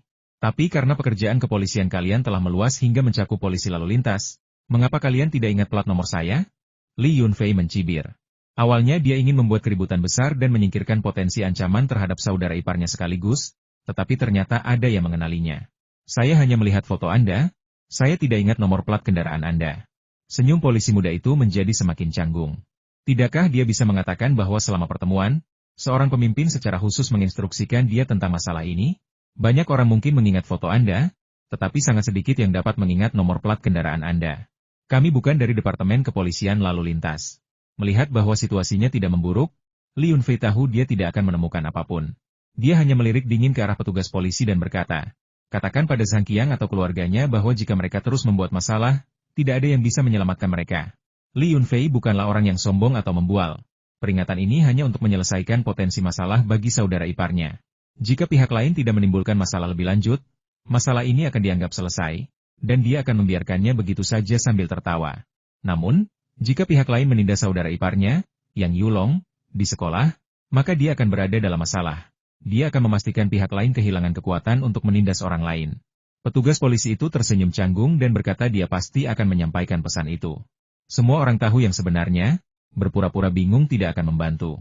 Namun, Yang Yunu dan Yang Yudie senang mendengar ancaman Li Yunfei, bibir mereka mengerucut karena gembira. Mereka tidak menyadari bahwa Li Yunfei yang ramah bisa begitu arogan dan mendominasi. Mengendarai truk pickup Longhorn keluar kota, pegunungan yang megah menghadirkan rasa damai, pelarian yang menyenangkan dari hiruk-pikuk kehidupan kota. Adik ipar saya, Yang Yudie, terus memandangi pakaian barunya, tak sabar ingin segera memakainya. Mobil itu hampir penuh sesak dengan barang-barang. Itu benar-benar perjalanan pulang yang melelahkan. Istrinya, Yang Yunu, sedang merawat saudara laki-lakinya yang mabuk. Untungnya, dia tidak minum alkohol lagi. Jika tidak, mobil itu akan benar-benar tidak bisa digunakan. Ketika mereka tiba di pasar kota Qinglong, Yang Yunu tiba-tiba menunjuk ke persimpangan di depan dan tertawa. Suami, lihat siapa yang ada di depan? Li Yunfei fokus mengemudi dan tidak melihat sekeliling. Ia baru menoleh ketika istrinya menunjuk. Mao Dan sedang menggandeng tangan seorang gadis cantik. Wajahnya penuh senyum bahagia, seolah membisikkan kata-kata manis. Karena sebentar lagi tahun baru Imlek, pasar ramai di siang hari, jadi mereka bisa mengobrol di pinggir jalan tanpa mengganggu orang lain. Li Yunfei mengenali gadis itu, dia adalah Xiao Min, teman kencan buta Mao Dan. Dia tidak menyangka hubungan mereka akan berkembang begitu cepat. Biarkan mereka bicara, aku tidak akan mengganggu mereka. Nanti Cat Egg memarahiku karena merusak waktu senangnya, kata Li Yunfei, saat kendaraan melewati pusat pasar tersibuk melalui jalan lingkar luar. Dengan jalan lingkar luar ini, tidak perlu khawatir tentang kemacetan lalu lintas selama hari pasar. Jalan ini adalah kontribusi terbesar wali kota Wu untuk seluruh desa. Tentu saja, masyarakat Li Jiashai akan menambahkan proyek wisata rumah pertanian. Proyek ini saat ini baru diuji cobakan di Li Jiashai, tetapi hasil awalnya sudah terlihat, dan para petani yang telah merasakan manfaatnya memiliki harapan tinggi untuk masa depan. Saat hari mulai gelap, Li Yunfei mengantar saudara iparnya kembali ke Chenjiago, berbincang sebentar dengan ayah mertua dan ibu mertuanya, lalu buru-buru kembali ke villa bersama istrinya. Yang Yunu sangat gembira. Ketika orang tuanya mengirim adik-adiknya pulang, mereka berpesan agar ia tidak menghamburkan uang atau membeli barang sembarangan. Tetapi setelah menerima pakaian baru, kegembiraan mereka sangat terlihat, dan mereka bersikeras agar Li Yunfei tinggal untuk makan. Aku lelah sekali. Begitu sampai di rumah, Li Yunfei langsung berbaring di sofa, siap beristirahat sejenak. Ia tidak lelah secara fisik, tetapi lelah secara mental setelah seharian sibuk dan mengalami berbagai macam hal. Yang Yunu berjalan ke belakang sofa, memijat bahunya, dan, tidak seperti biasanya, memberinya ciuman sambil berkata lembut, "Suamiku, kau pasti sudah menjalani hari yang berat. Kau pikir satu ciuman saja cukup untuk menyingkirkanku?" Li Yunfei bergumam sambil menutup matanya. "Jadi, apa yang kau inginkan?" tanya Yang Yunu sambil tersenyum. "Aku ingin." Li Yunfei tertawa terbahak-bahak, tiba-tiba meraih tangannya, menariknya dari belakang sofa, memeluknya, dan menciumi pipi serta cuping telinganya bertubi-tubi. "Aku ingin melahapmu." "Ah, tidak. Aku sudah berlarian di luar seharian dan belum mandi juga, dasar jahat, gatal sekali, haha." Yang Yunu berteriak dan meronta. Tetapi Li Yunfei menekannya ke sofa dan memukulinya dengan kasar. Hingga hari gelap, dia tidak menyalakan lampu. Hanya menyelimutinya dengan selimut tipis dan meringkuk di sofa sambil berbisik padanya. Perut mereka mulai berbunyi protes, memaksa mereka merangkak telanjang keluar dari selimut dan frantikali mencari pakaian. Tubuh Yang Yunu yang seputih salju masih menarik perhatian dalam kegelapan. Saat dia membungkuk, mencari pakaian dalamnya, Li Yunfei meraih bokongnya yang montok dan menggoda lalu menariknya ke dalam pelukannya lagi. Tertawa jahat, "Aku pernah mendengar lelucon yang selalu kupikir tidak logis, tapi kalau dipikir-pikir hari ini, aku merasa itu cukup lucu." Yang Yunu mengira suaminya akan melakukan sesuatu yang tidak pantas lagi dan hendak memohon ampun ketika dia mendengar suaminya membicarakan hal lain. Dia bertanya, "Lelucon apa itu? Ceritakan padaku." Sepasang pengantin baru sangat miskin, hampir tidak punya cukup makanan. Mereka terbangun karena lapar di tengah malam. Sang pria berkata, "Aku kelaparan." Katanya cinta membuat air pun terasa manis. "Ayo kita ulangi." Sang wanita langsung setuju. Setelah selesai, sang pria berbaring kelelahan di tempat tidur dan menghela napas. Ini bisa dimakan sebagai makanan, atau diminum sebagai anggur. "Aku masih pusing dan melihat bintang-bintang." Sang wanita menghela napas pelan, "Aku belum kenyang. Bagaimana kalau kita ulangi lagi?" "Haha, omong kosong apa yang kau bicarakan? Pria bodoh macam apa yang bangun dalam keadaan lapar dan masih punya energi untuk melakukan itu?" Wanita itu juga idiot. Melakukannya lagi? Apakah dia ingin membuat suaminya kelelahan sampai mati? Yang Yunu tertawa, berjuang beberapa kali, dan mencoba bangun serta mengenakan pakaiannya. Li Yunfei mengusap dadanya dan tertawa. Saat pertama kali melihat lelucon ini, kupikir itu tidak masuk akal. Tapi sekarang setelah kupikirkan, aku bisa mengerti pemikiran pria itu. Dia jelas sangat lapar, tetapi dia tidak ingin bangun untuk mencari makanan. Sambil memeluk istrinya yang muda dan cantik, dia selalu bisa menemukan cara untuk mengalihkan perhatiannya dari rasa lapar. Dasar bajingan. Yang Yunu akhirnya mengerti mengapa pria itu melontarkan lelucon ini. Karena pria itu telah mengusapnya beberapa kali dan bokongnya terasa panas akibat dorongan pria itu, Tanpa disadari ia pun ikut terangsang. Dengan setengah hati, ia menyerah dan mereka berhubungan seks lagi. Setelah selesai, ia merasa lapar dan lelah, bahkan pusing. Ia tidak nafsu makan atau minum. Ia malah semakin lapar dan lelah. Kali ini, tanpa didesak oleh Yang Yunu, Li Yunfei mengenakan jubah mandi katunnya dan berlari ke dapur untuk segera beraktivitas. Yang Yunu juga berlari ke kamar tidur, berganti pakaian dengan jubah mandi, dan terlalu malas untuk mengenakan pakaian lain. Dia merapikan sofa tempat dia buang air, dan tepat setelah selesai membersihkan, Li Yunfei membawakan makanan. Aku sudah makan begitu banyak mie instan, tapi tetap saja belum mendapatkan efek seperti yang ditunjukkan di iklan TV itu. Tapi tidak apa-apa, aku akan puas dengan ini untuk sementara. Dengan itu, Li Yunfei meletakkan semangkuk besar mie instan di atas meja teh di depan Yang Yunu. Bayam dan pakcow ditambahkan ke mie instan, bersama dengan sesendok potongan daging sapi pedas. Cabai merah cerah tampak sangat menggugah selera. Saat Anda menyendoknya, Anda bahkan akan menemukan 2 butir telur rebus di dalamnya. Yang Yunu mengambil sepotong daging sapi dan menyuapinya kepada Li Yunfei, sambil tersenyum berkata, menambahkan sisa daging sapi rebus dari kemarin ke dalam mie instan sudah memberikan rasa seperti di iklan TV. Suamiku, makanlah sepotong daging dulu, dan pulihkan energimu. Li Yunfei mengunyah daging sapi itu dan tersenyum. Masih ada lagi di dapur, aku akan mengambilnya sekarang. Tapi berkat perhatian istriku, semuanya sepadan, betapapun lelahnya aku. Wajah Yang Yunu memerah, namun masih memancarkan sedikit daya tarik. Dia menatapnya tajam dan membela diri, berkata, jelas akulah yang tergila-gila padamu, bukan sebaliknya. Li Yunfei tersenyum sambil mengambil makanan, memutuskan untuk tidak berdebat dengan istrinya tentang hal itu sekarang. Dia akan melihat siapa yang memulai duluan ketika mereka berusia 30 atau 40 tahun, seperti serigala berbulu domba. Keesokan paginya, Li Yunfei terbangun oleh suara-suara di luar halaman. Memiliki indera yang begitu tajam tidak selalu merupakan hal yang baik. Bahkan dari jarak ini, melalui beberapa dinding, dia bisa mendengar suara Yu Jun yang kurang ajar.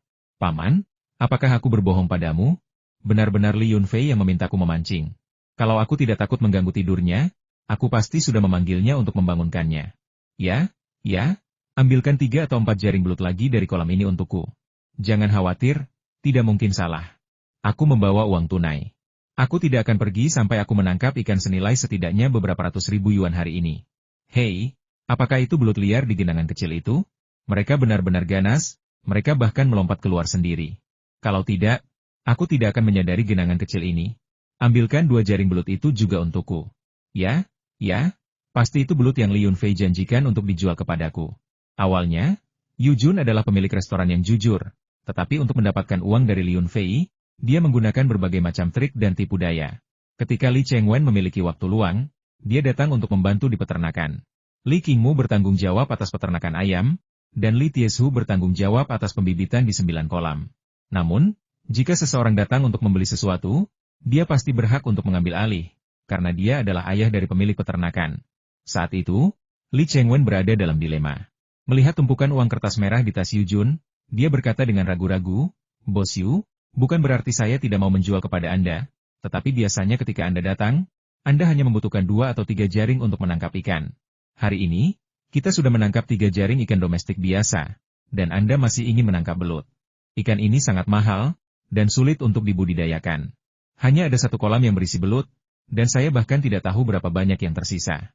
Budidaya belut merupakan eksperimen bagi Li Yunfei, dan sejauh ini, tampaknya cukup berhasil. Belut dipelihara di ruang kecil hingga setengah dewasa, kemudian dipindahkan ke kolam biasa di luar ruangan. Mereka tumbuh subur tanpa penyakit, bahkan beradaptasi dengan dinginnya hari-hari bersalju. Belut biasa dapat dijual seharga 100 yuan per jin selama tahun baru Imlek, dan belut berkualitas tinggi sering dijual dengan harga lebih dari 100 yuan per jin. Li Yunfei tidak menjual belut di kolam dengan harga 2 kali lipat, yang sudah merupakan pertimbangan besar untuk persahabatannya. Semua orang mengerti, jadi dia hanya menjual 1 atau 2 jaring sekaligus, dan tidak ada yang berkomentar. Sebaliknya, mereka memujinya atas kemurahan hatinya. Li Yunfei berlari keluar ruangan dengan mengenakan piyama. Dia tidak bisa menangkap belut lagi, atau dia akan menangkap semuanya. Dia sangat menyukai belut dan berencana memberikan sebagian kepada kerabat dan teman-temannya untuk tahun baru. Jika dia tidak menangkap satu pun, dia hanya akan memiliki cukup makanan di tempat tinggalnya yang kecil, dan dia tidak tega memberikannya kepada orang lain. Bos Yu, kemarin aku hanya menipumu dengan mengambil 1 porsi makanan, dan hari ini kau ingin menipuku dengan mengambil seluruh ikan di kolamku? Jangan begitu tidak tahu malu. Saat Li Yunfei berlari keluar pintu, dia melihat orang-orang yang dibawa Yu Jun sedang menebar jala ke kolam belut. Ketika Yu Jun melihat Li Yunfei keluar, dia sama sekali tidak malu dan tertawa dengan ramah. Tidak ada jalan lain, bisnis memang terlalu bagus di akhir tahun. Jika saya tidak menangkap lebih banyak ikan liar hari ini, saya tidak akan bisa mempertahankan bisnis saya di kota ini. Anda tahu, seseorang dari atas mengajukan permintaan, secara khusus meminta ikan liar berkualitas tinggi, yang kebetulan milik Anda. Jika bukan karena beberapa ikan liar biasa yang tercampur, saya pasti sudah kehabisan stok dan tutup kemarin. Li Yunfei tertawa dan berkata, tidak banyak belut yang tersisa di kolam ini. Bagaimana kalau begini? Kamu bisa menangkap lebih banyak belut dari kolam di sana. Kamu bisa yakin dengan kualitas belut ini, kualitasnya pasti jauh lebih baik daripada belut liar biasa. Kamu belum sarapan, kan? Nanti aku akan menangkap beberapa dan menjadikannya camilan untuk kamu nikmati bersama minumanmu, dan kamu juga bisa mencicipinya. Yu Jun melambaikan tangannya dan berkata, aku percaya ikan yang kau budidayakan, tak perlu mencicipinya. Aku terlalu sibuk hari ini, setelah menangkap ikan aku masih harus mengantarkan 1 truk penuh ke kota. Kakak, beri aku harga. Sebutkan harga belutnya. Belut biasa harganya 30 atau 40 yuan per jin. Tapi saya tidak akan membahas detailnya. Saya akan menawarkan 100 yuan per jin. Saya bisa mengosongkan kolam ini hari ini, dan saya akan membudidayakan lebih banyak lagi setelah tahun baru. Li Yunfei berpikir sejenak dan menyebutkan harga. Li Tieshu dan sekelompok pekerja sudah mulai bekerja tepat waktu. Melihat seseorang datang untuk menangkap ikan, mereka berdiri di samping dan mendengarkan gosip. Mendengar harga tinggi yang ditawarkan Li Yunfei, mereka diam-diam mendecakkan lidah, berpikir bahwa bos kota pasti akan menawar harga, karena belut di pasar harganya lebih dari 30 yuan per pon. Itu harga eceran. Jika mereka menangkap belut segar dari kolam Anda, mereka pasti harus membayar harga grosir. 100 yuan per pon, hanya orang bodoh yang akan membelinya. Yang mengejutkan para pekerja, Yu Jun sangat gembira. Dia memeluk Li Yunfei erat-erat dan berseru, saudaraku, 2 botol anggur berkualitas itu tidak sia-sia. Aku akan membelinya semua dengan harga 100 yuan per pon. Haha. Sebelum Li Yunfei sempat berbicara, dia berkata kepada 2 pekerja yang dibawanya, hentikan menangkap belut, cepat cari cara untuk menangkap ikan loah. Dilihat dari waktunya, orang-orang dari Fumanlo seharusnya segera datang untuk mengambil barang-barang itu, kita tidak ingin mereka mencurinya. Li Tieshu dan para pekerja lainnya tercengang. Sialan, membandingkan orang itu menjengkelkan. Bahkan membandingkan ikan pun bisa membuat ikan iri. Orang-orang bahkan tidak mau membeli ikan Li Zuang-Zuang yang diantar ke rumah mereka. Sementara orang-orang berebut membeli ikan Li Yunfei, yang harganya beberapa kali lipat lebih mahal dari harga pasar. Hal yang paling membingungkan Li Tieshu adalah ikan di kolamnya. Yang dulunya hanya memiliki rasa biasa saja, tiba-tiba terasa sangat lezat setelah ia memindahkan ikan-ikan itu ke Li Yunfei. Dia memutar otaknya tetapi tidak bisa memahaminya. Dia dan timnya sendiri yang memberi makan ikan di kolam-kolam ini, dan meskipun pakannya lebih baik dan ikan diberi makan lebih sedikit, perbedaannya seharusnya tidak sebesar ini. Pada akhirnya, dia hanya bisa menyimpulkan bahwa Li Yunfei memiliki resep rahasia dan bimbingan dari para ahli luar. Kolam belut itu kecil, jadi tidak perlu memompa airnya. Sejumlah besar belut dapat langsung ditangkap dengan jaring. Dengan jaring biasa, sekali tangkap cepat akan menghasilkan beberapa belut sebesar ibu jari. Dalam waktu singkat, 2 atau 300 pon belut telah ditangkap. Jika airnya dikeringkan dan kolamnya dibersihkan, siapa yang tahu berapa banyak belut yang akan tertangkap. Hal ini sangat mengejutkan penduduk desa yang menyaksikan, karena banyak yang mengejek Li Chengwen dan Li Yunfei ketika mereka pertama kali mulai membudidayakan belut. Lengzi, sambil memecahkan biji bunga matahari, mencari-cari di antara kerumunan dan berteriak sekuat tenaga. Di mana si bajingan Hongki itu? Bukankah dia bertaruh di depan umum bahwa jika Fua berhasil membudidayakan belut, dia akan memakannya mentah-mentah? Sekarang setelah semuanya terjual, apakah si bajingan itu ketakutan sampai bersembunyi di pangkuan ibunya? Lengzi sebenarnya tidak bodoh, hanya sangat konyol dalam berbicara. Ketika dia ingin serius, dia bisa menyinggung perasaan orang sampai tak bisa diperbaiki lagi. Semua orang merahasiakan taruhan yang dibuat Li Hongki. Sesekali melontarkan beberapa komentar sarkastik, tetapi siapa yang akan mempermalukannya di depan umum dan memaksanya untuk mengungkapkan jati dirinya yang sebenarnya? Bahkan sampai menggunakan hinaan? Baiklah, Lengzi, hentikan perdebatan. Panggil Hongki keluar. Apa kau pikir dia benar-benar akan makan belut mentah? Belut ini mahal, 100 yuan per pon. Yang ini sangat besar, beratnya pasti 6 atau 7 ons, harganya puluhan yuan. Dia mungkin ingin memakannya, tapi aku khawatir Fua tidak akan mengizinkannya, kata seorang penduduk desa sambil tersenyum, mencoba membujuknya. Aku ingat Fua pernah berkata bahwa belut yang dia budidayakan terlalu mahal, dan bahkan setelah pembiakannya berhasil, dia tidak mengizinkan Hongki memakannya mentah-mentah. Dia hanya mengizinkannya berenang-renang di sungai beberapa kali. Seseorang dengan ingatan yang baik mengingat kata-kata persis yang diucapkan pada hari taruhan itu. Awalnya saya pikir Fua bercanda, tetapi saya tidak pernah menyangka itu akan menjadi kenyataan. Dalam waktu kurang dari setahun, belut hasil budidaya itu beratnya 6 atau 7 ons dan dijual dengan harga yang sangat tinggi. Tidak heran mereka mahasiswa, mereka memang sangat berbakat. Seorang penduduk desa yang sudah lanjut usia berdiri untuk menyampaikan beberapa kata yang bijak, karena tidak ingin mengganggu keharmonisan desa. Namun, Erlengzi tidak tinggal diam, berteriak sekuat tenaga. Jika dia tidak menepati janjinya, bagaimana dia bisa berani menunjukkan wajahnya di desa lagi? Kata-katanya seperti kentut. Bahkan seekor anjing pun tidak akan mau berurusan dengan orang seperti itu. Lebih dari 400 jin belut telah diambil dari kolam ini. Mengambil lebih banyak lagi akan sangat sulit, karena banyak yang pasti telah bersembunyi di dalam lumpur. Namun, Li Yunfei tidak ingin mengeringkan airnya, karena ia akan terus membudidayakan belut tahun depan. Jadi, ia menyuruh para pekerja pergi ke kolam kecil lain untuk menangkap belut, secukupnya untuk menghasilkan 500 jin. Ada cukup banyak belut di kolam ini juga, hampir sama dengan yang sebelumnya. Tetapi Li Yunfei menyimpan sebagian untuk restoran saudara perempuannya dan sebagian lagi untuk tahun baru. Jadi ia tidak bisa menjual semuanya. Saat tiba waktunya menimbang makanan, Li Yunfei mendengar Erlengzi berteriak tentang taruhan itu, dan kemudian dia ingat bahwa sepertinya itu benar. Namun, setelah melihat sekeliling dan tidak melihat tanda bahaya, dia tidak ingin terlalu memaksakan diri, jadi dia berpura-pura tidak mendengarnya. Sebuah Mercedes-Benz hitam dengan plat nomor luar kota berhenti dengan tenang di dekat pertanian. Dua pria keluar dari kursi belakang. Salah satunya berusia sekitar 40 tahun, berpakaian seperti pria sukses dengan setelan jas dan dasi, tampak sangat mengesankan. Yang lainnya adalah seorang pria muda berusia 20-an, membawa tas kerja, berdiri di belakang pria parubaya itu. Dia mungkin seorang asisten. Mereka berdua berjalan ke belakang kerumunan, mendengarkan percakapan mereka dan dengan rasa ingin tahu melirik kolam pertanian di sisi timur jalan, mengamati orang-orang menangkap belut. Ketika mereka mendengar seseorang menyebutkan harga belut, mereka sedikit mengerutkan kening dan melirik asisten mereka. Asisten muda itu buru-buru berkata, "Pak Lu, majalah makanan itu tidak menyebutkan bahwa peternakan ini juga membudidayakan belut. Saat kami bekerja sama dengan Dahua Trading sebelumnya, kami hanya membeli beberapa sayuran, dan kami bahkan belum pernah mendengar tentang telur. Tetapi majalah makanan itu menyebutkan kelezatan telur bercangkang hijau. Mungkin ini adalah varietas baru yang baru-baru ini ditambahkan oleh peternakan kecil ini." Pria parubaya itu mengangguk sedikit, menerima penjelasan asistennya. Pada titik ini, semua ikan telah ditimbang. Ada beberapa ratus kilogram ikan air tawar biasa, 500 kilogram belut, dan hanya sedikit lebih dari 100 kilogram belut. Pada akhirnya, beberapa tangki ikan ini menghasilkan lebih dari 80.000 yuan, tumpukan uang tunai yang cukup menggiurkan. Setelah membayar, Yu Jun tertawa dan berkata, "Saudara Li, saya sedang terburu-buru ke kota, jadi saya tidak akan banyak bicara lagi. Jika Anda punya waktu untuk pergi ke kabupaten, Anda harus mampir ke toko saya untuk makan. Saya perhatikan bahwa setiap kali saya memberi Anda makan gratis, Anda menjadi murah hati dan memberi saya lebih banyak persediaan. Sekarang saya berharap dapat mengundang Anda ke toko saya secara gratis setiap hari." Orang-orang tidak tahu malu, dan sekarang mereka memohon padaku untuk makan malam. Jika aku tidak pergi, aku akan mengecewakan partai, negara, dan rakyat. Jangan khawatir, aku pasti akan pergi kapanpun aku punya waktu.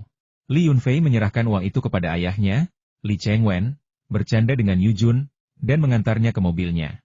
Setelah Yu Jun pergi, penduduk desa maju untuk menyampaikan ucapan selamat atau ungkapan iri hati. Li Yunfei, seolah-olah dengan sihir, mengeluarkan rokok Tianjiao dari saku jubah mandinya dan membagikannya kepada penduduk desa. Baru ketika mereka sampai di belakang kerumunan, mereka menyadari ada dua pria berjas dan berdasi. Sikap dan pakaian mereka sama sekali tidak sesuai dengan penduduk desa, sehingga mudah dikenali. Sekilas melihat plat nomor mobil di depan, terlihat bahwa plat tersebut diawali dengan, yang berarti mobil itu berasal dari Shanghai, yang jaraknya cukup jauh. Li Yunfei dengan sopan menawari mereka sebatang rokok dan berkata sambil tersenyum, "Kalian berdua dari mana? Sebentar lagi tahun baru Imlek, dan tidak banyak yang bisa dilakukan di desa pegunungan kami. Jika kalian ingin berwisata, kembalilah musim semi mendatang. Pemandangan di pegunungan pasti akan membuat kalian ingin kembali lagi." Pemuda itu menerima rokok tersebut dan dengan cepat menjelaskan, "Anda terlalu baik. Saya manajer umum kami, Lu. Saya asistennya, Xiao Wu. Saya bukan bos." Tuan Lu tersenyum sambil menyalakan sebatang rokok, menghisapnya dengan puas, dan berkata, "Rokok yang enak. Kalau aku tidak merokok beberapa batang lagi, seluruh tubuhku akan membeku. Aku meninggalkan hotel terburu-buru sehingga tidak membawa jaket tebal. Agak bodoh aku memakai ini. Kalau aku mendaki gunung dengan pakaian ini, aku mungkin akan membeku menjadi bongkahan es sebelum sampai di puncak. Hehe, kau bukan datang untuk berwisata. Jadi apa yang kau lakukan di sini?" Dia tidak yakin apakah istrinya sudah bangun, dan membawa orang asing pulang bukanlah pilihan yang baik. Mungkin membangun 2 kantor di belakang tempat parkir kecil itu adalah pilihan yang tepat. Lagi pula, pertanian itu sering kedatangan klien baru untuk membahas bisnis, dan membawa mereka pulang tidak akan nyaman. Mereka juga tidak bisa membahas hal-hal di luar. Anda pasti Li Yunfei, pemilik peternakan Qingyu? Hehe, saya kenal Anda. Presiden Lu tersenyum misterius, memandang sekeliling bukit kecil peternakan yang tertutup lapisan salju tipis. Salju putih itu tidak dapat menyembunyikan hijaunya pepohonan yang rimbun. Sungguh mengejutkan bahwa Presiden Lu mengenal saya, seorang petani sayur dari desa pegunungan. Li Yunfei bingung, bertanya-tanya bagaimana orang ini mengenalnya, dan menatap Presiden Lu dengan tatapan bertanya, ingin beliau menjelaskan. Tuan Lu tertawa dan memberi isyarat kepada asistennya untuk mengeluarkan isi tas. Li Yunfei mengira itu adalah dokumen rahasia, tetapi yang mengejutkannya, pihak lain mengeluarkan sebuah majalah berbahasa Inggris. Setelah diperiksa lebih dekat, ternyata itu adalah majalah The Gourmet. Sampul edisi ini menampilkan dirinya sedang menuntun seekor kuda putih yang megah. Kuda putih itu memiliki sehelai rambut hitam di antara alisnya, yang, seperti sentuhan akhir, menonjolkan keganasan kuda tersebut. Latar belakangnya adalah bukit pertanian hijau yang subur, di mana bahkan rumah kaca pun tidak dapat menahan kekuatan kehidupan yang begitu hidup, membuat pemandangan dalam foto menjadi lebih indah dan memikat. Seluruh bukit tampak diselimuti aura spiritual yang tak terabaikan, tampak sangat misterius dan memesona. Setelah melihat majalah itu, Li Yunfei sangat gembira. Fred sangat murah hati. Keramahannya dengan makanan dan anggur yang lezat tidak sia-sia. Ia tidak hanya ditampilkan di majalah, tetapi bahkan menjadi sampulnya. Efek iklannya luar biasa. Benar saja, begitu edisi ini dirilis, calon klien mulai menghubunginya. Oh, jadi Tuan Lu datang ke sini untuk urusan pertanian. Saya ingin tahu apakah Tuan Lu memiliki restoran atau terlibat dalam perdagangan sayur? Tanya Li Yunfei, menyadari situasi tersebut. Pak Lu bersin karena angin dingin, lalu tertawa canggung, ini bukan tempat untuk membicarakan bisnis. Jika kita berdiri di sini lebih lama lagi, kita harus membahasnya di rumah sakit. Kita bisa bicara di mobil saya, atau Anda cari tempat lain. Li Yunfei ragu sejenak, lalu menunjuk ke villa dan berkata, rumahku ada di depan sana. Mari kita bicara di rumahku. Setelah mengatakan itu, dia memanggil istrinya, Yang Yunu, untuk menanyakan apakah dia sudah bangun. Yang Yunu sudah bangun dan sedang memasak di dapur. Mendengar bahwa seorang klien akan datang, dia merapikan diri di depan cermin agar tidak mempermalukan suaminya. Sambil berjalan, Li Yunfei telah bertanya dan mengetahui bahwa manajer umum Lu adalah manajer umum sebuah hotel besar di Shanghai. Biasanya, dia tidak perlu menangani pengadaan secara pribadi. Namun, beberapa klien besar memiliki permintaan yang sangat tinggi di akhir tahun, jadi dia tidak punya pilihan selain datang dan mencari bahan-bahan berkualitas tinggi. Dia pernah mendengar beberapa kritikus makanan di majalah kuliner memuji bahan-bahan dari Qingyu Farm setinggi langit, jadi dia datang khusus untuk melihat sendiri. Li Yunfei merasa bahwa perkataan manajer umum Lu tidak sepenuhnya benar. Mustahil baginya untuk datang sendiri membeli sayuran berdasarkan klaim yang dibanggakan sebuah majalah. Dia pasti menggunakan jalur lain, mencicipi sayuran dari kebunnya, dan kemudian mengikuti alamat yang tertera di majalah tersebut. Tetapi itu jelas bukan rekomendasi dari kenalan.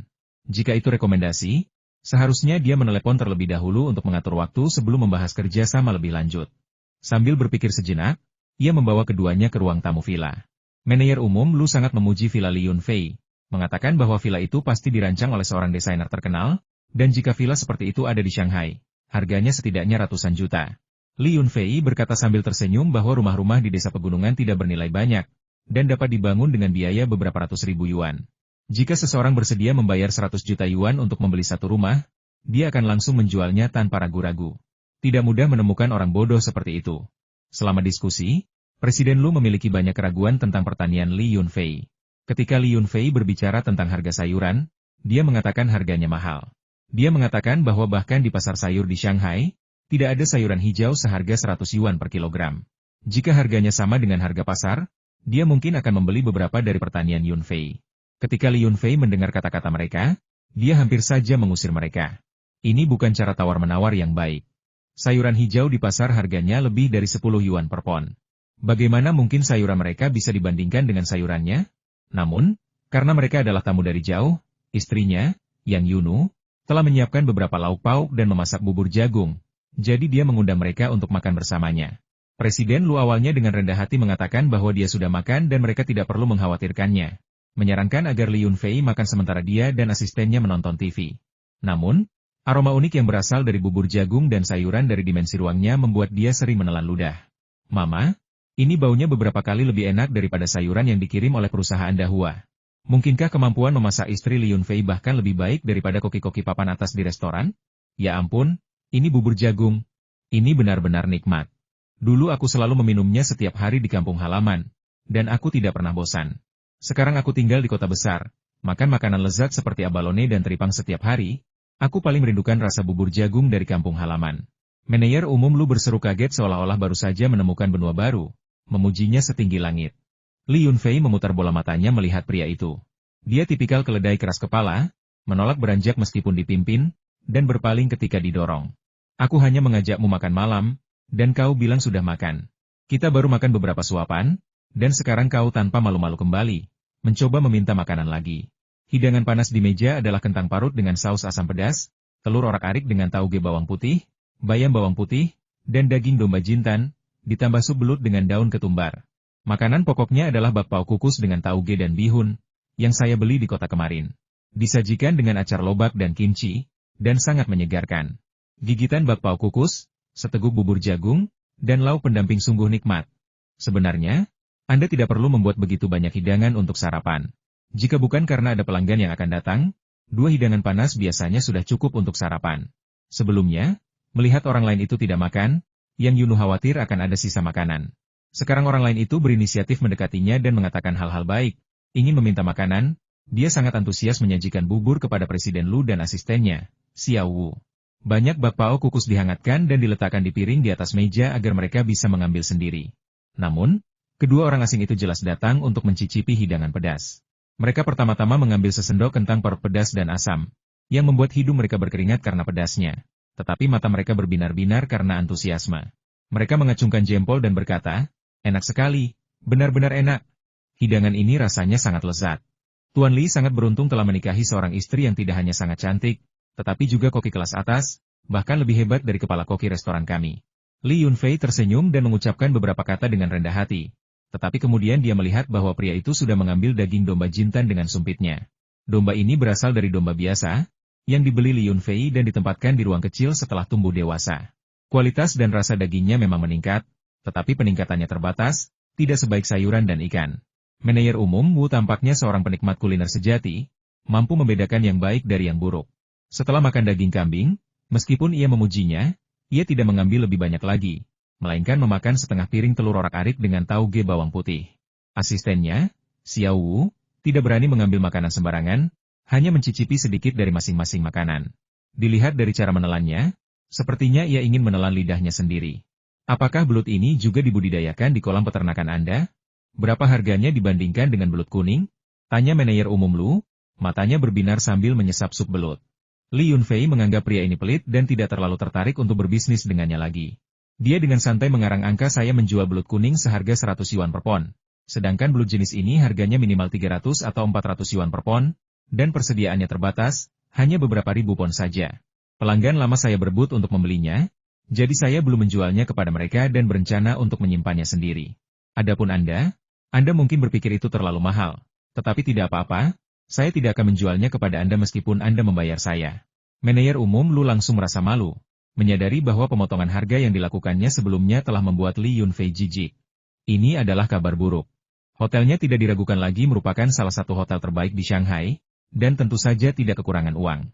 Dia hanya ingin menurunkan harga sedikit agar kinerjanya menonjol, sehingga dia bisa mendapatkan simpati dari ketua dewan direksi selama laporan akhir tahun dan meletakkan dasar yang kuat untuk promosi di masa depan. Namun, mengingat situasi saat ini, bisnis tersebut bahkan belum secara resmi memulai negosiasi, dan kita sudah menyinggung perasaan seseorang. Ini buruk, ini tidak sesuai dengan aturan negosiasi bisnis. Situasi ini menunjukkan bahwa Li Yunfei sama sekali tidak takut menyinggung pelanggan. Produk sayurannya tidak mengalami kesulitan penjualan. Jika tidak, mengapa dia berani berbicara kepada pembeli dengan nada seperti itu? Hehe. Tuan Li, jangan marah, mari kita bicarakan ini. Bukannya saya pikir harganya terlalu mahal, atau saya terlalu keras menawar, hanya saja produk Anda beberapa kali, bahkan 10 kali, lebih mahal daripada harga eceran di pasaran. Sebagai manajer umum hotel besar, saya sendiri yang datang untuk bernegosiasi, dan hasilnya adalah harga setinggi ini.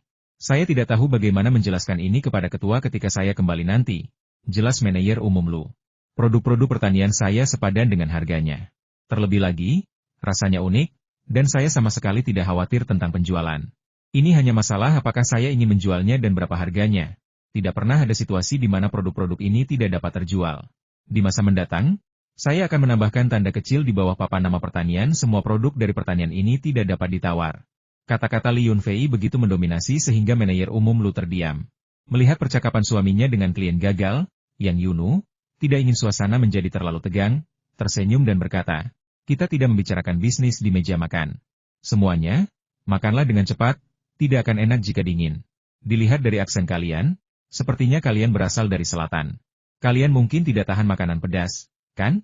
Jika kalian tidak pergi siang ini, aku akan membuatkan nasi dan menumis beberapa masakan selatan yang ringan. Meskipun aku belum pernah memasak makanan selatan sebelumnya, aku bisa menemukan banyak resep online. Tidak sulit untuk mempelajarinya. Tuan Lu tersenyum dan berterima kasih padanya, sambil berpikir dalam hati bahwa istri bos jauh lebih ramah daripada bos muda ini, yang akan menolak pelanggan yang datang untuk memberi uang hanya setelah beberapa kata. Karena Li Yunfei terlalu malas untuk memberi salam, semua orang makan dengan sangat cepat, dan piring-piring pun segera kosong. Belum lagi hidangan panas, bahkan acar sayuran pun habis. Li Yunfei dan Yang Yunu sudah terbiasa makan sayuran seperti itu. Tetapi untuk orang asing ini, mereka ingin menghabiskan semuanya meskipun sudah kenyang, sehingga tidak ada sisa makanan. Yang Yunu sibuk membereskan meja dan mencuci piring. Li Yunfei, yang tidak ingin langsung mengantar mereka pergi, menyarankan agar mereka berjalan-jalan di sekitar pertanian, yang juga merupakan cara untuk mengucapkan selamat tinggal. Manajer umum Lu terkekeh dan berkata bahwa dia sudah terlalu kenyang dan karena tidak ada hal lain yang bisa dilakukannya, dia ingin pergi bersama Li Yunfei ke pertanian untuk berkunjung. Li Yunfei tetap tidak memberikan jawaban pasti, tidak setuju maupun tidak membantah. Sikapnya begitu acuh tak acuh seolah-olah dia ingin mengusirnya. Untungnya, manajer umum Lu adalah orang yang fleksibel dan mudah beradaptasi. Dia bahkan tanpa malu-malu mengikuti. Bahkan sesekali mencoba memulai percakapan, memuji sayuran di pertanian.